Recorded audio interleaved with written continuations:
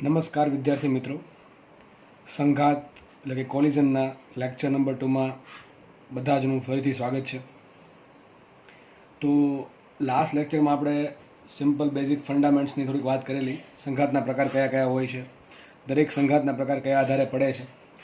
તો આ લેક્ચરમાં મેં તમને લાસ્ટ લેક્ચરમાં કીધું એ પ્રમાણે આપણે થોડોક ડિટેલમાં દરેક સંઘાતના પ્રકારની ચર્ચા કરીશું. તો ચલો સ્ટાર્ટ કરીએ. હવે આ જે લેક્ચર છે એમાં મોસ્ટલી આપણે 1 ડાયમેન્શન એન્ડ 2 ડાયમેન્શન સંઘાતની વાત કરીશું. પ્રથમ વાત કરી દઈએ 1 ડાયમેન્શન સંઘાતની, જે ઇન ડેપ્થ ઘણું બધું આવશે, અને 2 ડાયમેન્શન સંઘાતની છેલ્લે વાત કરીશું, જે થોડોક ટોપિક છે. બંનેના દાખલા પૂછાય છે, તો બંનેના દાખલા આપણા માટે એમપી છે. નીટમાં મોસ્ટલી જે દાખલા પૂછાણા છે અત્યાર સુધીમાં એ 1 ડાયમેન્શન સંઘાતમાંથી પૂછાણા છે, પણ એવું ક્યાંય નથી જરૂરી કે 2 ડાયમેન્શનના દાખલા નહીં પૂછાય. તો બે ટાઈપના દાખલા આપણે અત્યારે થિયરી જોશું, પછીના દાખલાની પ્રેક્ટિસ કરીશું. તો ફર્સ્ટ વાત કરીએ 1 ડાયમેન્શન સંઘાતની. 1 ડાયમેન્શન સંઘાત અને 2 ડાયમેન્શન સંઘાતને આગળ વધારતા પહેલાં તમને એક નવા નામ આપી દઉં સંઘાતના. એક છે હેડ ઓન સંઘાત, હેડ ઓન કોલિઝન અથવા સંઘાત, અને બીજો છે ત્રાસો સંઘાત. એક છે હેડ ઓન સંઘાત, બીજો છે ત્રાસો સંઘાત. ચલો બેમાં શું ફરક છે જોઈએ. હેડ ઓન એટલે શું થાય? એકબીજા સાથે ટકરાવવું. કઈ રીતે ટકરાવવું? જો માનો કે ગોળો અહીંયા છે, બરાબર છે, એક સપાટી પર બે ગોળા મૂકેલા છે. એક ગોળો અહીંયા પાછળ છે અને એક ગોળો આગળ છે. સપોઝ કે આ ગોળો છે એ વી વેગથી ગતિ કરીને આવીને આ ગોળાને અથડાય છે. જ્યારે અથડાય ત્યારે લગભગ આવી પિક્ચર બની શકે કે પેલો બીજો ગોળો છે અહીંયા રહેશે, પેલો ગોળો અહીંયા એને અથડાશે, બરાબર છે, અહીંયા અથડાશે. તો જ્યારે અથડામણ જે છે, ટૂંકમાં અથડામણની રેખા કઈ સંઘાતની રેખા આ થઈ. બીજા ગોળાનો વેગ પણ આ બાજુ છે, પહેલા ગોળાનો વેગ પણ આ બાજુ છે. ટૂંકમાં અથડામણ વખતે બંને ગોળાના વેગ એક જ દિશામાં છે. આને કહેશું આપણે સંઘાત લાઈન. શું છે આ સંઘાત લાઈન? સંઘાત લાઈન એક એવી લાઈન છે કે એક એવી કાલ્પનિક લાઈન છે કે જેને અનુલક્ષીને એ લાઈન પર સંઘાત થાય છે. તો આ ટાઈપનો જે સંઘાત છે એને કહેવાય સિમ્પલ હેડ ઓન સંઘાત, કે ટૂંકમાં એક ગોળા વડે બીજા ગોળા પર એક જ દિશામાં સંઘાત થાય છે, એને કહેશું આપણે હેડ ઓન સંઘાત. બીજો છે ત્રાસો સંઘાત. કઈ રીતે? સપોઝ કે આપણે આનો ટોપિયો જોઈએ. માનો કે એક ગોળો અહીંયા છે, એક ગોળો અહીંથી આવે છે ગતિ કરીને અહીંયા આવશે, સપોઝ કે અહીંયા, અને બીજો ગોળો અહીંથી ગતિ કરીને આવે ત્રાસો, આ પ્રમાણે, બરાબર છે. એવું બને કે અમુક સમય પછી બંને ગોળા લગભગ અહીંયા અથડાશે. તો જ્યારે અથડાય છે તે સંઘાતની લાઈન છે આ, બરાબર, અથડાવાની સંઘાતની લાઈન છે આ, પરંતુ બીજા ગોળાનો વેગ આ દિશામાં છે, પહેલા ગોળાનો વેગ આ દિશામાં છે. તો આને જેવું અલગ છે થોડું. આમાં શું હતું? પાછળનો ગોળો ધડાક દઈને આગળના ગોળા સાથે અથડાય છે એક જ દિશામાં, બંનેના વેગ એક જ દિશામાં છે, સંઘાતની લાઈનની દિશામાં. પરંતુ અહીંયા એવું થતું નથી. તો આ પ્રકારના સંઘાતને કહેશું ત્રાસો સંઘાત, અને આ પ્રકારના સંઘાતને કહેશું આપણે હેડ ઓન સંઘાત. જે 1 ડાયમેન્શન સંઘાત છે મોટા ભાગે હેડ ઓન સંઘાતમાં ગણવામાં આવે છે. 1 ડાયમેન્શન સંઘાત છે એ આપણે હેડ ઓન સંઘાતમાં ગણશું. અને જ્યારે આ ટાઈપના સંઘાત આવશે કે જેમાં વેગ એક કરતાં વધારે દિશામાં અવેલેબલ હોય, ત્યારે આપણે એને 2D અથવા 3Dમાં સમાવેશ કરી શકીએ. તો આપણે જે સિલેબસમાં છે એ માત્ર 1 ડાયમેન્શન અને 2 ડાયમેન્શન જ છે. 3 ડાયમેન્શનના દાખલા આપણે પૂછાણા નથી, બરાબર છે. તો અત્યારે જે આપણે ચર્ચા કરશું આની કરશું 1 ડાયમેન્શન હેડ ઓન સંઘાતની. ચલો ડિટેલમાં ચર્ચા કરીએ. તો લખીએ 1 ડાયમેન્શન હેડ ઓન સંઘાત. 1 ડાયમેન્શન હેડ ઓન સંઘાત. ચલો હવે આપણે કાલે 3 પ્રકાર જોયેલા. કયા કયા? સ્થિતિસ્થાપક, અસ્થિતિસ્થાપક અને સંપૂર્ણ અસ્થિતિસ્થાપક. તો આજે જે ચર્ચા કરશું એ મોસ્ટલી આ ત્રણેય સંઘાત વિશે હશે: સ્થિતિસ્થાપક, અસ્થિતિસ્થાપક અને સંપૂર્ણ અસ્થિતિસ્થાપક. ચલો તો ધારી લઈએ. ધારો કે એક સપાટી છે, સપાટી ઘર્ષણ રહિત સપાટી છે. એમાં ધારી લો, આ આકૃતિ તમારે યાદ રાખવી જરૂરી છે.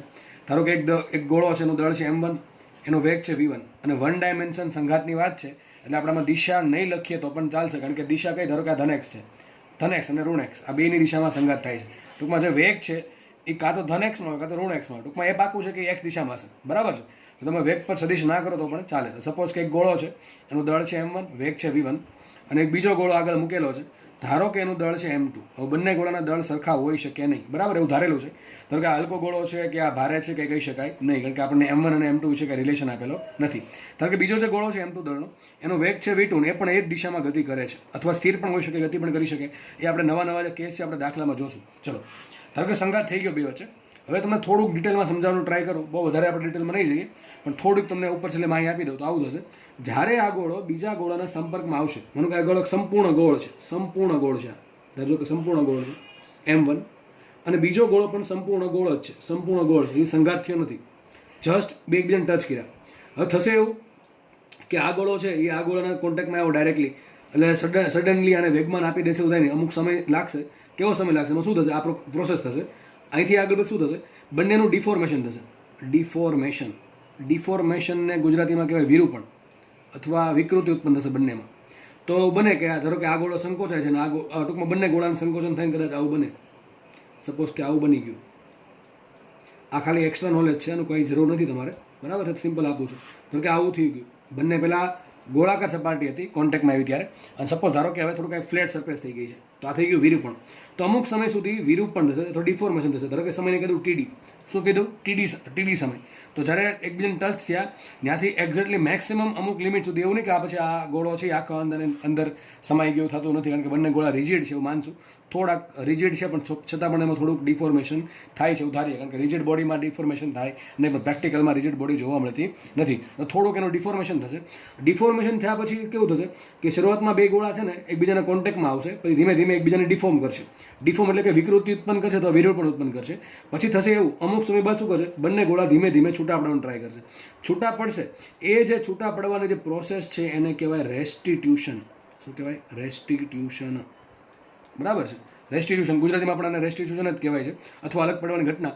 તો બંને ગોળા ડિફોર્મ છે અત્યારે, ધીમે ધીમે ધારો કે આ સમય છે ટીઆર સમય પછી ધારો કે બંને છૂટા પડી ગયા અને ફરીથી એકદમ ગોળાકાર થઈ જશે, બંને એકદમ સંપૂર્ણ ગોળાકાર થઈ જશે.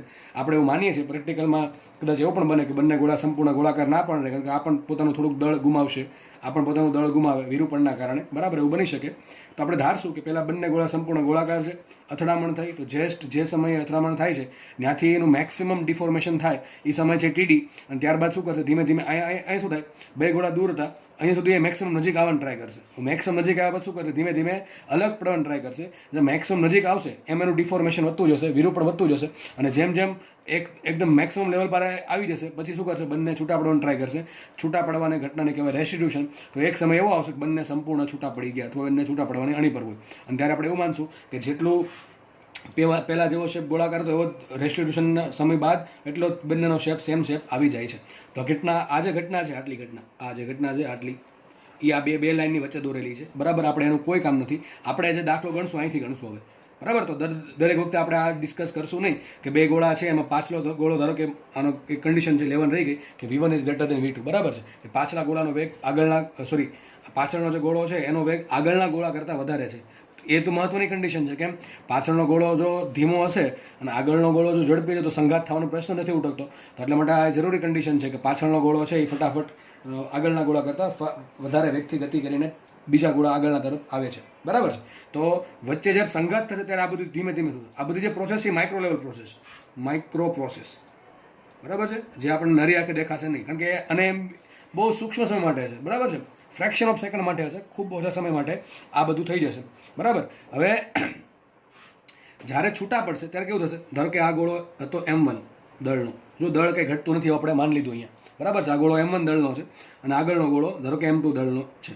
ધારો કે આ ગોળાનો વેગ 100% બદલશે. ધારો કે આ ગોળાનો વેગ થઈ ગયો V1 ડેશ, સપોઝ કે એ જ દિશામાં થઈ ગયો, અને આ બીજો ગોળો છે એનો વેગ થઈ ગયો V2 ડેશ એ જ દિશામાં, બરાબર. આવું ધારી શકીએ આપણે. તો આ જે સંઘાતની વાત કરીએ એમાં હજી ક્યાંય નથી આવ્યું કે સંઘાત સ્થિતિસ્થાપક છે કે અસ્થિતિસ્થાપક છે કે સંપૂર્ણ અસ્થિતિસ્થાપક છે, બરાબર છે. હવે એ ચર્ચા હવે કરશું. તો સમજો આપણે શું કહ્યું, બે ગોળા હતા, M1 દળ વેગ V1, M2 દળ વેગ V2. સંઘાત પહેલાની વસ્તુ આ છે. સંઘાત થશે ત્યારે આવું થશે અને બહુ સૂક્ષ્મ સમય થઈ જશે. સંઘાત થયા પછી છૂટા પડશે એટલે કે રેસ્ટિટ્યુશન સમય બાદ બંને છૂટા પડીને ધારો કે અલગ અલગ વેગ, આ ગતિ કરે છે V1 ડેશ વેગથી અને આ ગતિ કરે છે V2 ડેશ વેગથી, બરાબર છે. તો એક સૂત્ર છે રેસ્ટિટ્યુશન, E બરાબર. મેં તમને કાલે કીધું કે E છે એનું ઘણું મહત્વ છે. E શું છે તો આપણે હવે એ સમજશું કે E શું છે. તો જે E છે એનો આધાર આ ડિફોર્મેશન ટાઈમ અને રેસ્ટિટ્યુશન ટાઈમ છે એના પર ડિપેન્ડ કરે. એટલે કે ટૂંકમાં E છે એ વિરૂપણ અને રેસ્ટિટ્યુશન પર ડિપેન્ડ કરશે. પણ આપણે બહુ અંદર ડિટેલમાં નહીં જઈએ, ઉપર છેલ્લી માહિતી લઈ લઈએ, કારણ કે આપણે કંઈ બહુ કંઈક આ બધી કંઈ ખાસ કામની છે નહીં, દાખલામાંથી કંઈ પૂછાતા છે નહીં. હવે તમને ડાયરેક્ટલી સૂત્ર આપી દઉં Eનું. તો E છે સંઘાતની દિશામાં, બહુ સૂત્ર IMP છે, દાખલા પૂછાય છે, યાદ રાખવું. સંઘાતની દિશામાં બે પદાર્થોના છૂટા પડવા અથવા અલગ પડવાના સાપેક્ષ વેગ લખી શકો તમે. અલગ પડવાનો સાપેક્ષ વેગ છેદમાં સંઘાતની દિશામાં બે પદાર્થોનો ભેગા થવાનો સાપેક્ષ વેગ હવે આ શું કહે છે એક્ઝેક્ટલી, ચલો જોઈએ. ઈ બરાબર સંઘાતની દિશામાં, એટલે જે દિશામાં સંઘાત થાય છે એ દિશામાં ખાસ હોવું જોઈએ. સંઘાતની દિશામાં બે પદાર્થોના અલગ પડવાનો સાપેક્ષ વેગ. પદાર્થો અલગ ક્યાં પડે છે? જો અહીંયા તમે એમ પણ લખી શકો નજીક આવવાનો, બરાબર છે, નજીક આવવાનો વેગ સાપેક્ષ વેગ. તો બંને પદાર્થો છૂટા ક્યાં પડે છે? સંઘાત પહેલા છૂટા પડે કે સંઘાત પછી છૂટા પડે? તો સીધી વાત છે, સંઘાત થયા પછી છૂટા પડશે. હવે આનો વેગ v1 ડેશ છે, આનો વેગ v2 ડેશ છે. તો લખું છું સંઘાતની દિશામાં, આ દિશા સંઘાતની જ છે, કારણ કે જ્યારે સંઘાત થશે, અમે આકૃતિ અહીંયા આ પ્રમાણે દોરી છે, પણ હકીકત આ દિશામાં જ આવશે, બરાબર. તો સંઘાત આ આપણે હેડ ઓન સંઘાત છે, સંઘાત હેડ ઓન છે, એટલે બંનેના વેગ સંઘાતની દિશામાં જશે. ટૂંકમાં જે v1 ડેશ ને v2 ડેશ છે એ શું છે? હેડ ઓન દિશામાં, હેડ ઓન સંઘાતના કારણે બંને સંઘાતની દિશામાં જ વેગ છે. તો સંઘાતની દિશામાં બે પદાર્થોના અલગ પડવાનો સાપેક્ષ વેગ. જો સંઘાત થયા બાદ આ જે આ પદાર્થ છે v1 ડેશ વેગથી ગતિ કરે છે, આ પદાર્થ v2 ડેશ વેગથી ગતિ કરે છે, તો બંનેનો સાપેક્ષ વેગ શું હોય?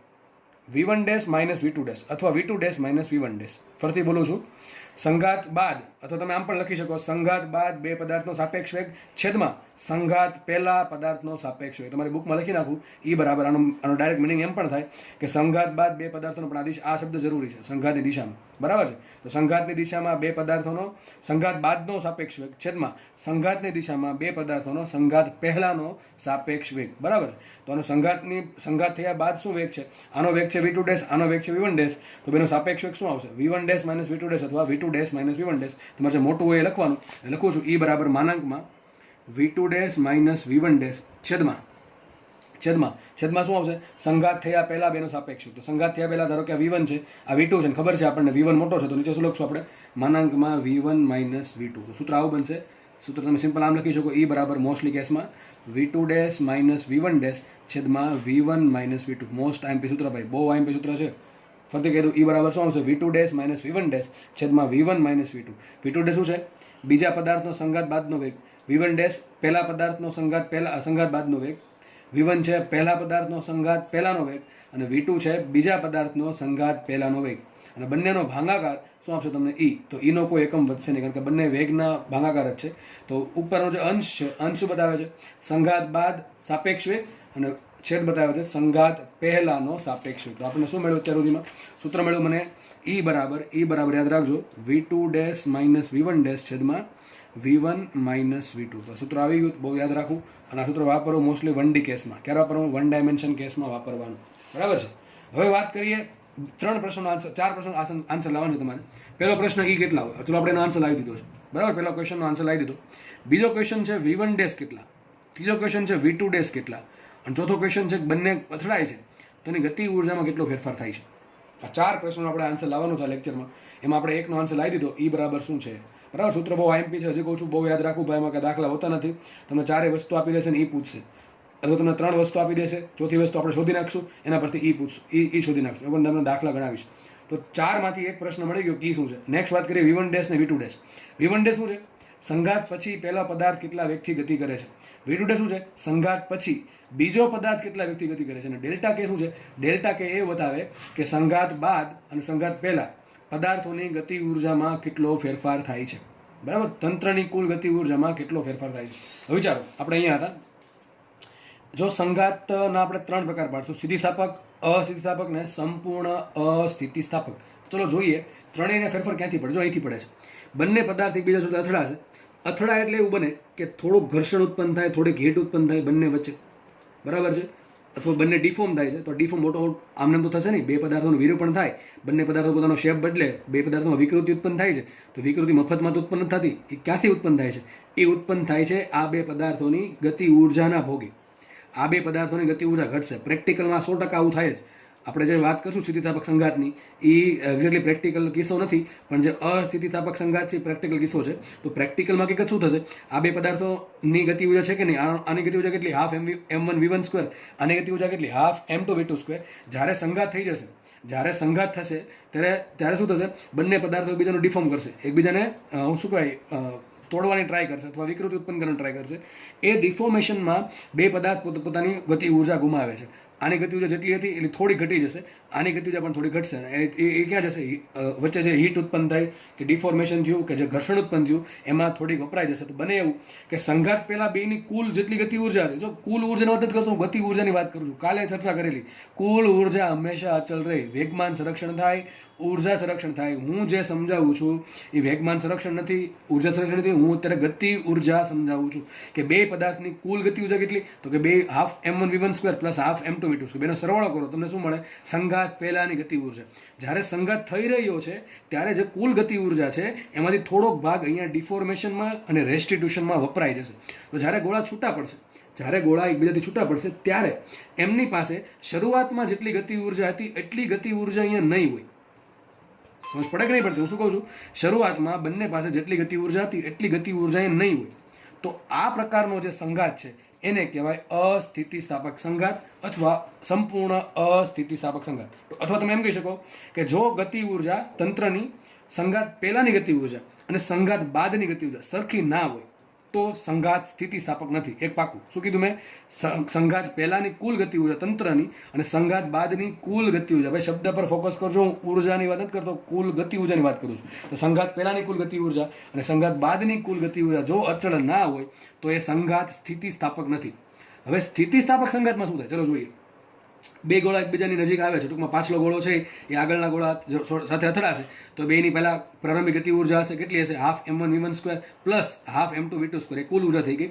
સંઘાત જ્યારે થશે અને જો સંઘાત સ્થિતિસ્થાપક હોય, આ પ્રેક્ટિકલ કિસ્સો નથી, થોડોક આઈડિયલ કિસ્સો છે, આઈડિયલ એટલે કે આદર્શ કિસ્સો, બરાબર છે. જો સંઘાત સ્થિતિસ્થાપક હોય તો શું થશે?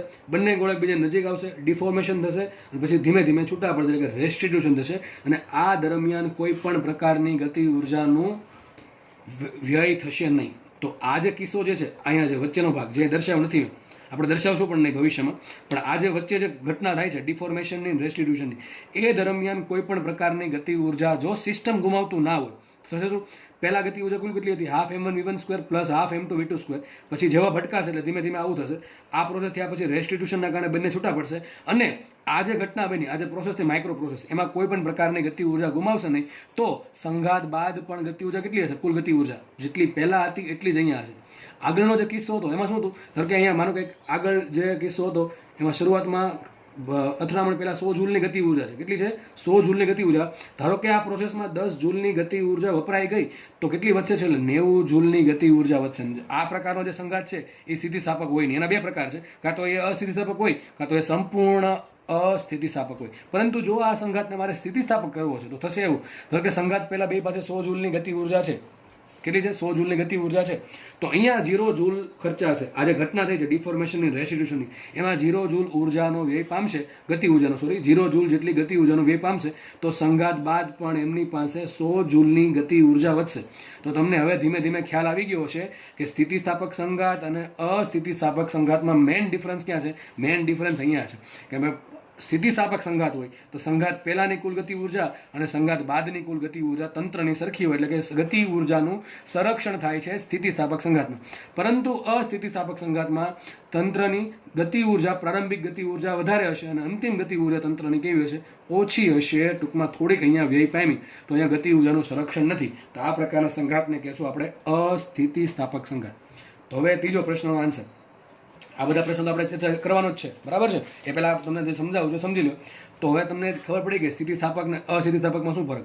હવે ત્રીજી વાત, સંપૂર્ણ અસ્થિતિસ્થાપક સંઘાત કોને કહેવાય? તમારો પ્રશ્ન કદાચ મગજમાં એવો હોય કે સ્થિતિસ્થાપકમાં ગતિ ઉર્જા બે વખતે સરખી રહે, સંઘાત પહેલા સંઘાત બાદ, અસ્થિતિસ્થાપકમાં ન રહે. તો આપણે અસ્થિતિસ્થાપકને હજી ત્રીજો કિસ્સો કેમ લીધો? સંપૂર્ણ અસ્થિતિસ્થાપક કેમ કીધો?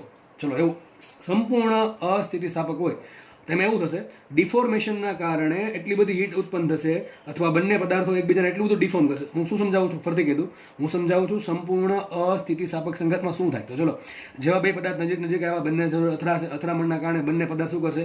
એકબીજાને ડિફોર્મ કરવાનો ટ્રાય કરશે. કે M2 છે M1 પર બળ લગાડે અને M1 છે એ M2 પર બળ લગાડે. બંનેના એકબીજાના બળના કારણે ડિફોર્મેશન બહુ વધી જાય અને ડિફોર્મેશનના કારણે હીટ ઉત્પન્ન થશે. ટૂંકમાં ત્યાં વેલ્ડિંગ જેવું થઈ જશે, બરાબર છે ને? વેલ્ડિંગના કારણે બંને પદાર્થ એકબીજા સાથે ચોંટી જશે. આ બહુ આઈએમપી વસ્તુ બોલો છું. બંને પદાર્થ છે એ બીજા સાથે સ્ટીક થઈ જશે કે ચોંટી જશે, બરાબર છે? તો એટલી બધી હીટ ઉત્પન્ન થશે. એટલા માટે હીટના અથવા એટલી જે અથડામણ છે એમાં ડિફોર્મેશન એટલું બધું વધારે છે કે બંને પદાર્થ સંઘાત બાદ એકબીજાથી છૂટા પડશે જ નહીં. ટૂંકમાં શું થશે? બે ચોંટી જશે. હવે વિચારો, બે પદાર્થ અલગ અલગ હતા અને સંઘાત બાદ જો બે પદાર્થ ચોંટી ગયા હોય એકબીજાથી, તો એમાં ઉર્જા કેટલી વેડફાય કે ન વેડફાય? 100% વેડફાશે સાહેબ. કેમ? અરે ભાઈ, ચોંટવા માટે કંઈક ઉર્જા જોઈએ કે નહીં જોઈએ? બરાબર, બંને પદાર્થ બીજા સાથે સ્ટીક થાય છે, તો જે સ્ટિકિંગ થાય છે, આજે સ્ટિકિંગમાં અમુક ઉર્જા 100% વેડફાશે. તો જે પ્રકારના સંઘાતમાં બે પદાર્થો સંઘાત બાદ એકબીજા સાથે ચોંટી જતા હોય એવા પ્રકારના સંઘાતને કહેવાય સંપૂર્ણ અસ્થિતિસ્થાપક સંઘાત. તો જો અસ્થિતિસ્થાપક ને સંપૂર્ણ અસ્થિતિસ્થાપકમાં શું ફરક છે? અસ્થિતિસ્થાપકમાં બે પદાર્થ છૂટા પડશે, પરંતુ એમની ગતિ ઉર્જા થોડીક આના કરતાં ઓછી હશે અંતમાં. સ્થિતિસ્થાપકમાં શું થાય? બે પદાર્થ ચોટતા નથી અને જેટલી ગતિ ઉર્જા પહેલા છે એટલી જ અંતમાં છે. સમજ પડે કે નહીં પડતી? બરાબર છે. સ્થિતિસ્થાપક છે એમાં શરૂઆતમાં જેટલી ગતિ ઉર્જા છે તંત્રની એટલી જ અંતમાં છે. એ કોઈ વચ્ચે વેડફાતી નથી. ડિફોર્મેશનમાં અને રેસ્ટિટ્યુશનમાં કોઈ ઉર્જા વેડફાશે નહીં, ગતિ ઉર્જા વેડફાશે નહીં. અસ્થિતિસ્થાપક હોય તો આ જે ઘટના છે ડિફોર્મેશન અને રેસ્ટિટ્યુશન, એમાં થોડી ગતિ ઉર્જા વપરાશે એટલે અંતમાં ગતિ ઉર્જા થોડીક ઘટશે. તો આ થઈ ગયું અસ્થિતિસ્થાપક અથવા નોન ઇલાસ્ટિક. અને કમ્પ્લીટલી નોન ઇલાસ્ટિકની વાત કરીએ કે સંપૂર્ણ અસ્થિતિસ્થાપક, તો એમાં શું થશે? અહીંયા મેક્સિમમ ઉર્જાનો વ્યય થશે. એટલે સંપૂર્ણ અસ્થિતિસ્થાપક સંઘાતમાં સ્થિતિસ્થાપક અને અસ્થિતિસ્થાપકની સરખામણીમાં સૌથી ઓછી ગતિ ઉર્જા સંઘાત બાદ હોય છે. તમને પ્રશ્ન પૂછાય કે કયા સંઘાતમાં સંઘાત બાદ ગતિ ઉર્જા સૌથી ઓછી હશે, અથવા એમ પ્રશ્ન પૂછે કે કયા સંઘાતમાં સંઘાત દરમિયાન મહત્તમ ગતિ ઉર્જાનો વ્યય થાય, તો તમારો આન્સર શું હોવો જોઈએ? સંપૂર્ણ અસ્થિતિસ્થાપક સંઘાત. પ્રશ્ન એમ પૂછે કે કયા સંઘાતમાં સંઘાત દરમિયાન ગતિ ઉર્જા વેડફાતી નથી, અથવા એમ પૂછે કે કયા સંઘાતમાં સંઘાત પહેલા અને સંઘાત બાદની કુલ ગતિ ઉર્જા અચળ હોય છે, સરખી હોય છે, તો શું આન્સર આવશે? સ્થિતિસ્થાપક સંઘાત. અને બેની વચ્ચે શું છે? અસ્થિતિસ્થાપક સંઘાત. ટૂંકમાં સંપૂર્ણ અસ્થિતિસ્થાપક સંઘાતમાં બે પદાર્થો એકબીજા સાથે ચોંટવાના કારણે મહત્તમ ગતિ ઉર્જાનો વ્યય થશે. એટલે સૌથી ઓછી ગતિ ઉર્જા અહીંયા હશે. સૌથી ઓછી ગતિ ઉર્જા શેમાં વધે? અહીંયા વધશે. સમજ પડે કે નહીં? તો અહીંયા તમારા 3 સંઘાતના તમને મેં પ્રેક્ટિકલી સમજાવ્યા કે શું એક્ઝેક્ટલી છે. આ માહિતી તમને કોઈ બુકમાં કે એનસીઆરટીમાં ક્યાંય મળશે નહીં. બરાબર છે? તો થોડુંક યાદ રાખવું. સંપૂર્ણ સ્થિતિસ્થાપક સંઘાત, સ્થિતિસ્થાપક સંઘાત, અસ્થિતિસ્થાપક સંઘાત અને સંપૂર્ણ અસ્થિતિસ્થાપક સંઘાત. બરાબર છે? તો હવે આપણે આ પ્રશ્નનો આન્સર લાવવાનો ટ્રાય કરીએ. તમને એ તો ખબર પડી કે સ્થિતિસ્થાપક, અસ્થિતિસ્થાપક અને સંપૂર્ણ અસ્થિતિસ્થાપક સંઘાતના કયા આધારે પ્રકાર પાડ્યા છે ગતિ ઉર્જાના સંરક્ષણના આધારે. હવે વાત કરીએ V1 અને V2 ની. અહીં ફરીથી દોર દઉં છું આકૃતિ. સૂત્ર તમને ડાયરેક્ટ આપીશ કારણ કે એની સાબિતી થોડીક લેન્ધી છે અને એનો કોઈ મતલબ નથી સાબિતી આપવાનો આ ટોપિકમાં, કારણ કે સાબિતી રિલેટેડ કોઈ પ્રશ્ન પૂછાશે નહીં. બરાબર છે?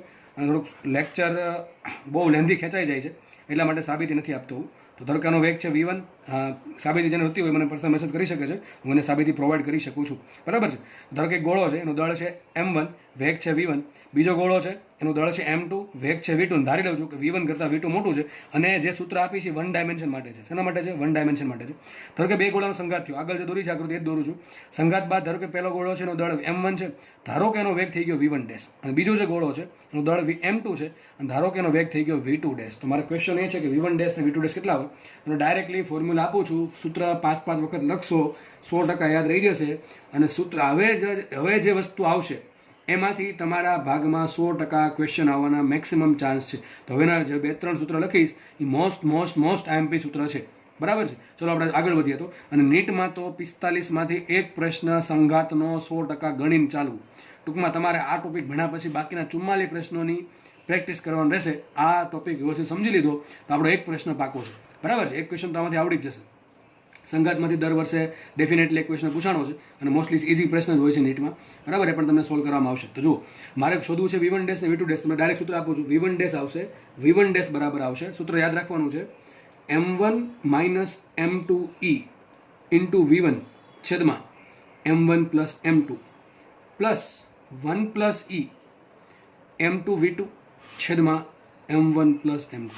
તો થોડુંક અટપટું છે પણ જેટલી વખત લખશો એટલું ફટાફટ યાદ રહેશે. ને ભાઈ આ તમારે ટોપિક સ્કીપ કરી શકો એમ નથી, કારણ કે જે પ્રશ્ન ડેફિનેટલી પૂછાતો જ હોય અને ઇઝી હોય એ કોઈ સ્કીપ કરવું જોઈએ. બાકી સ્કીપ કરતાં છેલ્લે ઘણાને 45માંથી ખાલી 4 પ્રશ્ન જ વધે કે 4 જ આવડતો હોય, બાકીના 41 તો સ્કીપ કરેલા હોય. એટલે આવું થાય પછી ટૂંકમાં એનો કોન્ફિડન્સ ઘટી જશે. તો કોઈ વસ્તુ સ્કીપ કરવી નહીં અત્યારથી. તો V1 ડેશ બરાબર શું આવશે? M1 - M2E V1 છેદમાં M1, આ કાઉન્સની બહાર V1 છે. બરાબર છે? અને આમાં ધારેલું છે કે દરેક પદાર્થ એક દિશામાં ગતિ કરે છે. હું તમને કહું છું બે પદાર્થ સામસામા ગતિ કરતા શું થાય, ચલો આપણે પછી ચર્ચા કરીએ. V1 ડેશનું સૂત્ર આવી ગયું, પછી લખીએ V2 ડેશનું. જેને V1 ડેશનું સૂત્ર આવડી જશે એને V2 ડેશનું ઓટોમેટિક આવડી જાય. તમારે શું કરવાનું, જ્યાં 1 દેખાઈને 2 મૂકી દો, જ્યાં 2 દેખાઈને 1 મૂકી દો, ત્યાં શું છે M1, એનું થઈ જશે M2 માઇનસ એમને રહેશે. M2 ની જગ્યાએ થઈ જશે M1, એ તો એમને રહેશે, ઇન્ટુ V1 ની જગ્યાએ શું મૂકવાનું V2 છેદમાં અહીંયા મૂકવાનું 1 ની જગ્યાએ 2 ને અહીં મૂકો 2 ની જગ્યાએ 1, તો શું આવશે M2 પ્લસ M1. હવે હું M2 પ્લસ M1 લખું કે M1 પ્લસ M2 લખું, એમાં કંઈ ફરક પડે નહીં, તો એ એમને રહેશે M1 પ્લસ M2 પ્લસ એમને. આ ઘણા પાછું અહીંયા ઘણા અહીંયા 1 નું 2 કરી દે. એટલે ભાઈ આ મેં શું કીધું છે, સફિક્સમાં જે 1 ને 2 છે એનું અહીં 1 નું 2 અહીં નથી કરવાનું, શું પડે કે નહીં, તો અહીં 1 નો 1 જ રહેશે, 1 પ્લસ E બરાબર. અહીં M2 શું થઈ જશે, M2 V2 શું થઈ જશે M1 V1, M1 V1 નીચે આવશે છેદમાં M1 પ્લસ M2. તો જુઓ તમે V1 ડેશ ને V2 ડેશના સૂત્ર સરખા જ છે. ફરક શું છે, જ્યાં તમને સફિક્સમાં અથવા જે નીચે જે 1 2 દેખાય છે ત્યાં તમારે 1 2 1 નું 2 ને 2 નું 1 કરવાનું છે, 1 ના 1 જ રાખવાનું છે, ઘણા 2 પ્લસ E લખી નાખે, બરાબર છે. થોડુંક વધારે પડતી બુદ્ધિ વાપરી નાખે, કારણ કે આ બધું કે યાદ ન રહ્યું, ખાલી એટલું જ યાદ રહ્યું કે 1 નું 2 કરવાનું, 2 નું 1 કરવાનું, બરાબર છે. ચલો આપણે આગળ વધીએ. હવે બે પ્રશ્નો આપણે આન્સર મળી ગયા, આ સાબિત થાય છે, બરાબર, સાબિત કરીને લાવેલા છે કે હવામાં નથી પેકડા કે ચલો સૂત્ર બનાવી દીધું, મૂકી દીધું, બરાબર છે. ચલો આગળ વધીએ. હવે આપણે વાત કરીએ ડેલ્ટા કેની. ડેલ્ટા કેનું સૂત્ર પણ તમને રેડીલી આપી દઉં છું, અમને જ આપી દઉં છું. એ સાબિત તમારે કરવું હોય તો તમને હમણાં હિન્ટ આપી દો કે તમે સાબિત કરી શકો. ડેલ્ટા કે શું છે પહેલાં એ કહી દઉં. ડેલ્ટા કે 1 મિનિટ આપણે બીજા પેજમાં લખશું.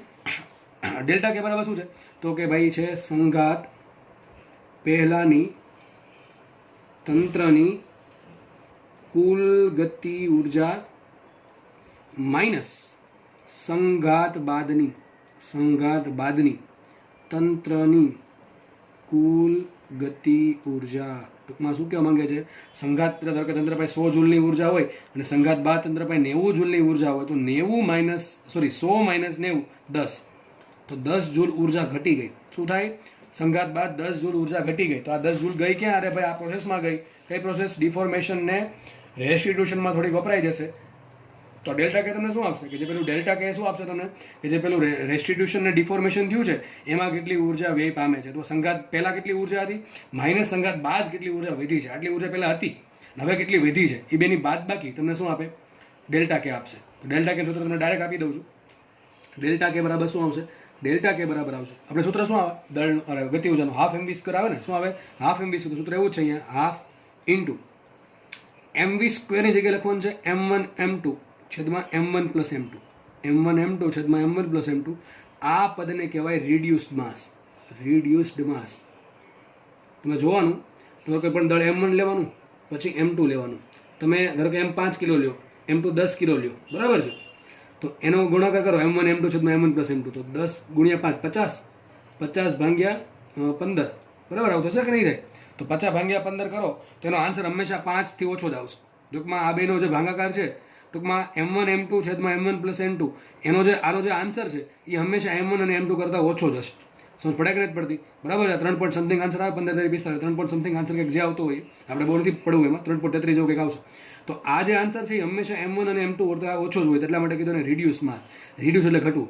તો હાફ m ઇન્ટુ v સ્ક્વેરની પહેલાં લખવું પડે 1 માઇનસ E સ્ક્વેર ઇન્ટુ કાઉન્સમાં આવશે V1 માઇનસ V2 સ્ક્વેર. આ સૂત્ર તમારે યાદ રાખવાનું છે. ક્યાંથી આવે તમારે કહી દો, શું છે સૂત્ર એક્ઝેક્ટ કહી દો તમને. એક ગોળો હતો, દળ M1, વેગ હતો V1. બીજો ગોળો હતો, દળ હતું M2, વેગ હતો V2. બંને જોડે અથડામણ થઈ, ધારી લે V1 કરતાં V2 મોટો છે અને V1 આ જે આગળ છે એના પાછળ છે, બરાબર, હવામાં નથી, અંદર સપાટી પર જ છે. અથડામણ થઈ ગઈ. અથડામણ પછી આનો વેગ છે V1 ડેશ થઈ ગયો અને આનો વેગ છે એ V2 ડેશ થઈ ગયો. તો ઉર્જા ઘટી ક્યાં, તો કે ગતિ ઉર્જા છે K1 પહેલાં, પછી થઈ ગઈ K2. તો K1 માઇનસ K2 શું આપશે, ડેલ્ટા K આપશે. શું આપશે, K1 minus K2 delta K આપશે. ડેલ્ટા K કોના પર ડિપેન્ડ કરે, દળ પર M1 M2 છેદમાં M1 પ્લસ M2. એક તો એ વાત ખબર પડી ગઈ. આ પદ બહુ મહત્વનું પદ છે, 1 માઇનસ E સ્ક્વેર. શું છે, 1 માઇનસ E સ્ક્વેર. તો જુઓ 1 માઇનસ E સ્ક્વેર છે એ ટૂંકમાં કોના પર ડિપેન્ડ કરશે, આ પદ એ પર ડિપેન્ડ કરશે રેસ્ટિટ્યુશન ગુણાંક પર. અને એ શું હતું યાદ કરો, એ બરાબર શું હતું, V2 dash minus V1 dash છેદમાં V1 માઇનસ V2. સંઘાત બાદનો સાપેક્ષ વેગ છેદમાં સંઘાત પહેલાનો વેગ સંઘાતની દિશામાં.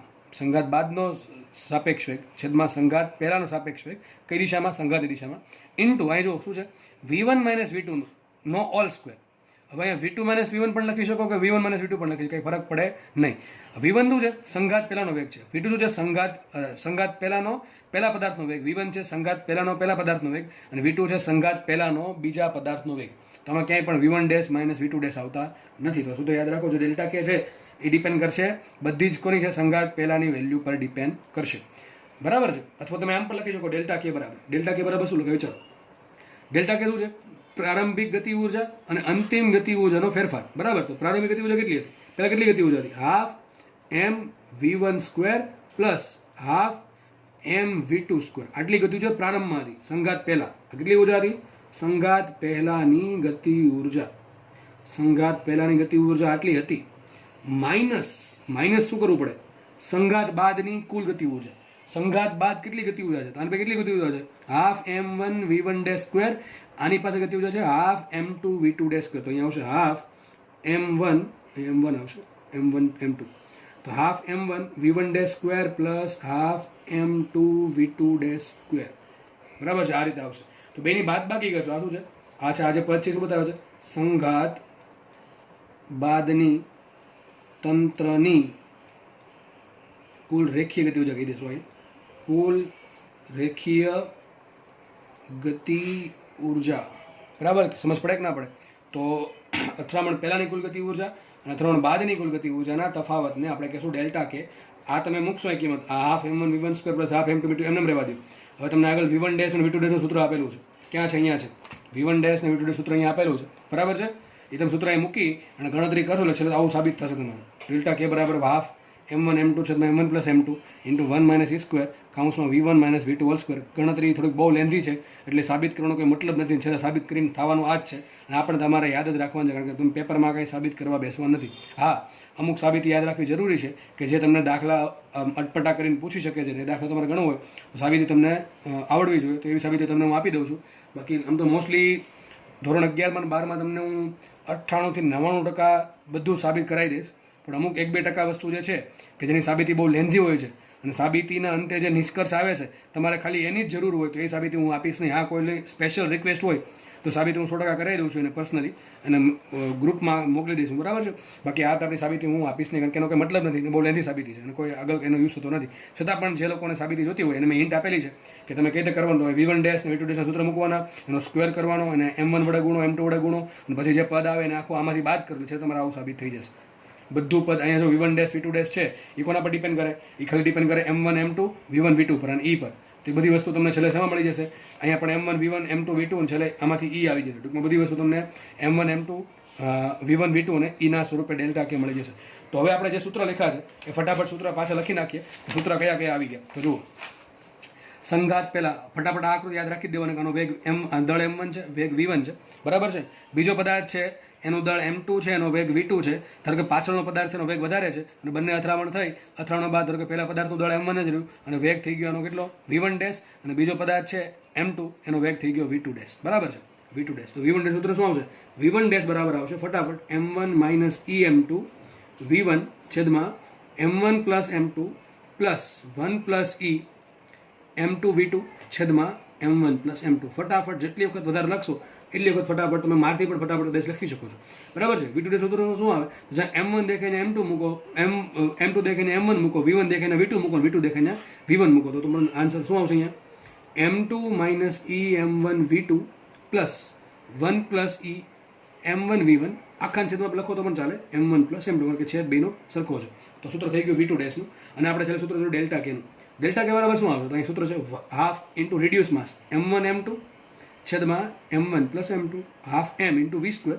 પણ V સ્ક્વેર લખતા પહેલાં 1 માઇનસ E કરવાનું અહીંયા કરવાનું V1 માઇનસ V2 સાપેક્ષ વેગનો વર્ગ. શું કરવાનું અહીંયા? સાપેક્ષ વેગનો વર્ગ. સૂત્ર યાદ રાખો ડેલ્ટા કે is equal two half into reduce mass M1 M2 છેદમાં M1 પ્લસ M2 ઇન્ટુ સાપેક્ષ વેગ પ્રારંભિક સાપેક્ષ વેગ અથડામણ પહેલાનો તો V1 minus V2 whole square into 1 minus E square. આ 1 માઇનસ E સ્ક્વેર બહુ મહત્વનું પદ છે. બરાબર?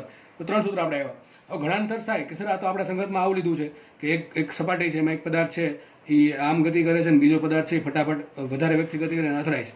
પણ પોસિબલ તો આવું બને કે એક પદાર્થ છે એ આગળ ગતિ કરો તો V1 વેગથી અને સામેથી એક બીજો પદાર્થ V2 વેગથી ગતિ કરીને આવ્યો તો શું કરવાનું? સૂત્રમાં કંઈ ફેરફાર ન થાય? 100% ફેરફાર થાય ભાઈ. આમાં ઓછું વિરૂપણ થાય. વિચારો બે પદાર્થ સામસામે ટકરાય તો વિરૂપણના ચાન્સ, ડિફોર્મેશનના ચાન્સ અહીં વધારે છે. સૂત્ર થોડોક આ ડિફરન્સ આવશે. સૂત્રમાં ક્યાં ફેરફાર કરવાનો? જો હકીકત આપણે દિશા લીધી નથી. દિશા એટલા માટે લીધી કારણ કે આપણે ખબર છે કે સંઘાત એક જ દિશામાં છે. તો એ હકીકત તમારે શું મૂકવું પડે? સદિશ V1, સદિશ V2, સદિશ V2, સદિશ V1. અને આ પણ સદિશ સ્વરૂપે જ આવશે. બધી વસ્તુ સદિશ સ્વરૂપે આવે. પણ આપણે સદિશ એટલા માટે નથી મૂક્યું કારણ કે વન ડાયમેન્શન સંઘાતની વાત કરતા હતા. અને એ પણ કેવો કે માત્ર એક જ દિશામાં થતું હોય. માનો કે સંઘાત થાય છે એક્સ દિશામાં, એમાં પણ આપણે એવું જ ધાર્યું કે ધન એક્સ દિશામાં થતું હોય તો આ સૂત્ર સાચા છે. બરાબર છે? જો એક પદાર્થનો વેગ આમ આવે ને ટૂંકમાં પદાર્થના વેગ એક જ દિશામાં હોય તો, જો બે પદાર્થનો વેગ સામ હોય શું કરવાનું? આ પ્રમાણે શું કરવાનું? તો આપણે ધાર લેવું પડે. ધારો કે આ દિશા ધન એક્સ છે, તો આ દિશા કેવી છે? ઋણ એક્સ છે. તો V1 કઈ દિશામાં આવશે? ધન એક્સ દિશામાં આવશે. તો આપણે V1 કેવું લેવાનું? ધન. અને V2 શું લેવાનું? ઋણ એક્સ દિશામાં હોવાથી V2 લેવું પડે માઇનસ. તમારે શું કરવાનું? તમને સમીકરણમાં જ્યાં પણ તમને V2 દેખાય છે ત્યાં તમારે માઇનસમાં મૂકવું પડે. તો ધરો આ પ્રમાણે કિસ્સો બને. આનો વેગ V1 છે, આનો વેગ V2 છે. તો સૂત્ર શું બનશે? V1 ડેશ બરાબર M1 માઇનસ EM2 V1 છેદમાં M1 plus M2 plus 1 plus E into M2 into અહીંયા આવે માઇનસ V2. એ માઇનસ તમે આગળ પણ લઈ શકો છો. છેદમાં આવશે M1 પ્લસ M2. અથવા એમ ખબર ન પડે તો તમારે સદિશ મૂકીને પણ તમે ગણતરી કરી શકો. આને તમે આઈ કેરેટ ધારો તો આને માઇનસ આઈ કેરેટ ધારવું પડે જો વિરુદ્ધ દિશામાં વેગ હોય તો. બરાબર છે? તો આ જે સૂત્ર છે જનરલ સૂત્ર છે. ક્યારે વાપરવાના? બધી જ વસ્તુ એક જ દિશામાં થતી હોય, કાં તો ધન એક્સમાં કાં તો ઋણ એક્સમાં. જ્યારે મિક્સ આવતું હોય કે એક ધન એક્સમાં હોય ને એક ઋણ એક્સમાં હોય, શું કરવાનું? દિશા ધાર લેવાની. ધારો કે એવું નથી કે આને તમે આને ધન એક્સ ધારી શકો, તમે આને પણ ધન એક્સ ધારી શકો, તો આને ઋણ એક્સ ધારવું પડે. એનાથી કાંઈ ફરક આન્સરમાં પડશે નહીં. બરાબર છે? જે દિશા આવશે એ તમે જે ધારી છે એ પ્રમાણે તમારે લઈને આન્સર ટીક કરવો પડશે. તમને 3 સૂત્ર આપ્યા છે. 3 સૂત્ર મોસ્ટ આઈએમપી છે ભાઈ. બરાબર છે? એમાં ઉપરના 2 સૂત્ર તો મોસ્ટ આઈએમપી. કયા સંઘાતની વાત કરી મેં? વન ડાયમેન્શન સંઘાતની હજી વાત કરી છે. બરાબર છે? હજી મેં શું કર્યું છે? વન ડાયમેન્શન સંઘાતની વાત કરી છે. તો તમારે શું યાદ રાખવાનું? તમારે આજે 35 મિનિટનો લેક્ચર બન્યો, 35, 36, 37 મિનિટ જેટલી હોય એટલી. એમાં તમારે 2 સૂત્ર યાદ 3 સૂત્ર યાદ રાખવાના આવ્યા. V1 ડેશનું, V2 ડેશનું અને ડેલ્ટા કેનું. હજી કહું છું, હોત કોઈ હોમવર્ક તો આપવાનો કંઈ મતલબ નથી કારણ કે કોઈ ચેક કરવા આવવાનું નથી. તો તમારે તમારી જાતે જ સૂત્ર લખી અને પ્રેક્ટિસ કરવાની. બરાબર? આગળ વધીએ આપણે. હવે આપણે ડિટેલમાં ટાઈપની વાત કરીએ. ચલો હવે લઈશું આપણે પહેલો સંઘાત. કયો? સ્થિતિસ્થાપક સંઘાત. સ્થિતિસ્થાપક સંઘાતો. ચલો ડિટેલમાં ચર્ચા કરશું. બરાબર છે? બહુ ધ્યાન રાખવું ભાઈ. મેક્સિમમ એક્ઝામમાં જે પૂછાય છે એ સંઘાત આ છે, સ્થિતિસ્થાપક સંઘાત. મેક્સિમમ દાખલા આના જ આવશે. મેક્સિમમ. બરાબર છે? ચલો શું છે સ્થિતિસ્થાપક સંઘાતમાં? તો ધારી લઈએ. ધારો કે એક પદાર્થ આપણે એકની એક જ આકૃતિ, M1 વેગ, M1 દળ છે, V1 વેગ છે, અને એ ગતિ કરતો M2 દળ અને V2 વેગના પદાર્થને અટકી ગયો, સંઘાત પામ્યો. બરાબર છે? સંઘાત બાદ તો કે સંઘાત થઈ ગયો. સંઘાત બાદ ધારો કે દળમાં કંઈ ફેરફાર નથી થયો. આનો વેગ થઈ ગયો V1 ડેશ અને આનો વેગ થઈ ગયો M2 V2 ડેશ. તમારે કરવાનું શું છે? સ્થિતિસ્થાપક સંઘાત કોને કહેવાય પહેલાં એ લખીએ. ચલો શું આવશે? ગતિ ઉર્જાનું સંરક્ષણ થતું હોય, ગતિ ઉર્જાનું સંરક્ષણ થતું હોય એ સંઘાતને બ્લા બ્લા બ્લા સ્થિતિસ્થાપક સંઘાત કહે છે. મેન કન્ડિશન આ છે, ગતિ ઉર્જા સંરક્ષણ થતું. આપણે લખીએ. ચલો સ્થિતિસ્થાપક સંઘાતમાં કોનું સંરક્ષણ થાય? તમને લાસ્ટ લેક્ચરમાં કીધું છે કોઈ પણ સંઘાત હોય એમાં હંમેશા વેગમાનનું સંરક્ષણ તો થશે જ તે. અને વેગમાન કયા વેગમાનની? રેખીય વેગમાનની વાત થઈ છે. તો એક તો રેખીય વેગમાનનું સંરક્ષણ થશે, 100% થશે. આગળ વાત કરીએ. કુલ ઉર્જાનું સંરક્ષણ થાય કે ન થાય? 100% થશે જ. આંખ વીજીને ટીક કરી દેવાનું. કોઈ પણ સંઘાત હોય, વાંચવાનું જ નહીં. આ બે આવે એટલે સંઘાતમાં 100% સંરક્ષણ થતું જશે. કોનું? રેખીય વેગમાનનું અને કુલ ઉર્જાનું. પરંતુ જો ગતિ ઉર્જાનું પણ સંરક્ષણ થાય તો જ એ સંઘાતને આપણે સ્થિતિસ્થાપક કહેશું. તો સ્થિતિસ્થાપક સંઘાતમાં 3 વસ્તુનું સંરક્ષણ થાય છે. 3 સંરક્ષણ થાય. કોનું? વેગમાનનું, કુલ ઉર્જાનું અને કુલ ગતિ ઉર્જાનું. એ કુલ શબ્દ આવશે. કુલ ગતિ ઉર્જા. તો તંત્રની કુલ ગતિ ઉર્જાનું સંરક્ષણ થાય છે. તો એક તો આ ખબર પડી ગઈ. તમને લાસ્ટ સમજાવેલું પણ છે કે એક્ઝેક્ટલી શું થાય સ્થિતિસ્થાપક સંઘાતમાં. કે જો આજે આપણે હમણાં સમજાતા એમાં કે ડિફોર્મેશનને જે રેસ્યુશન થાય છે, આ જે પ્રોસેસ થાય છે માઇક્રો લેવલ પ્રોસેસ છે, સૂક્ષ્મ સમય માટે, એમાં કોઈ ગતિ ઉર્જા વેડફાશે નહીં. જેટલી ગતિ ઉર્જા પહેલાં હતી એટલી ગતિ ઉર્જા પછી છે. તો લખાઈશું માટે સ્થિતિસ્થાપક સંઘાત દરમિયાન, માટે સ્થિતિસ્થાપક સંઘાત દરમિયાન શું થશે? તંત્રની પ્રારંભિક ગતિ ઉર્જા બરાબર તંત્રની અંતિમ ગતિ ઉર્જા અથવા કુલ ગતિ ઉર્જા. હવે સમજો, જુઓ આપણે ત્રણેયના સંરક્ષણના સૂત્ર લખીએ. જો કે આનું સંરક્ષણ તો નહીં લખી શકીએ કારણ કે કુલ ગતિ ઉર્જા અત્યારે ગતિ ઉર્જા જેટલી જ થશે. બરાબર છે? તો જુઓ, ચલો આ ખબર પડી ગઈ. આનું આ ક્યાંથી આવ્યું? ગતિ ઉર્જાના સંરક્ષણના આધારે. ચલો આપણે આનું સમીકરણ બનાવવું છે. વેગમાન સંરક્ષણ કોને કહેવાય? કયો સંઘાત છે? અરે સંઘાત જોવાનો જ નહીં સાહેબ. કેમ? કોઈ પણ સંઘાત હોય વેગમાનનું સંરક્ષણ થશે. તો જુઓ આનું વેગમાન કેટલું m1v1, આનું વેગમાન કેટલું m2v2. કુલ કેટલું વેગમાન સંગાત પહેલા m1v1 પ્લસ m2v2. સંગાત બાદ કેટલું વેગમાન m1v1 ડેશ, આનું વેગમાન કેટલું m2v2 ડેશ. કુલ કેટલું વેગમાન સંગાત પછી m1v1 dash plus m2v2 dash. સંરક્ષણ કોને કહેવાય? સંગાત પહેલાનું તંત્રનું કુલ રેખીય વેગમાન બરાબર તંત્રનું કુલ અંતિમ રેખીય વેગમાન. તો ચલો લખીએ હવે ત્રણેય સમીકરણ લખું તમને. રેખીય વેગમાનના સંરક્ષણ પરથી શું લખાય? શું લખાય છે બોલો? તંત્રનું કુલ રેખીય વેગમાન સંઘાત પહેલા બરાબર તંત્રનું કુલ રેખીય વેગમાન ક્યારે? સંઘાત બાદ. કોઈ પણ માટે સાચું. ચલો શું સૂત્ર આવશે? સંઘાત પહેલા વેગમાન કેટલું? કુલ m1v1 પ્લસ m2. તંત્રની વાત થાય છે તો તંત્રમાં બે વસ્તુ છે તો શું આવશે? m1 સદિશ v1 સદિશ લખવાનું ટ્રાય કરીએ આપણે પ્લસ m2 સદિશ v2 ઇઝ ઇક્વલ ટુ સંઘાત બાદ કેટલું વેગમાન m1v1 dash plus m2v2 dash. પતી ગયું. શું આવશે અહીંયા? m1 સદિશ v1 ડેશ પ્લસ m2 સદિશ v2 ડેશ. આ પહેલું સમીકરણ થઈ ગયું. કોણ કયા માટે લખ્યું? સ્થિતિસ્થાપક સંઘાત માટે.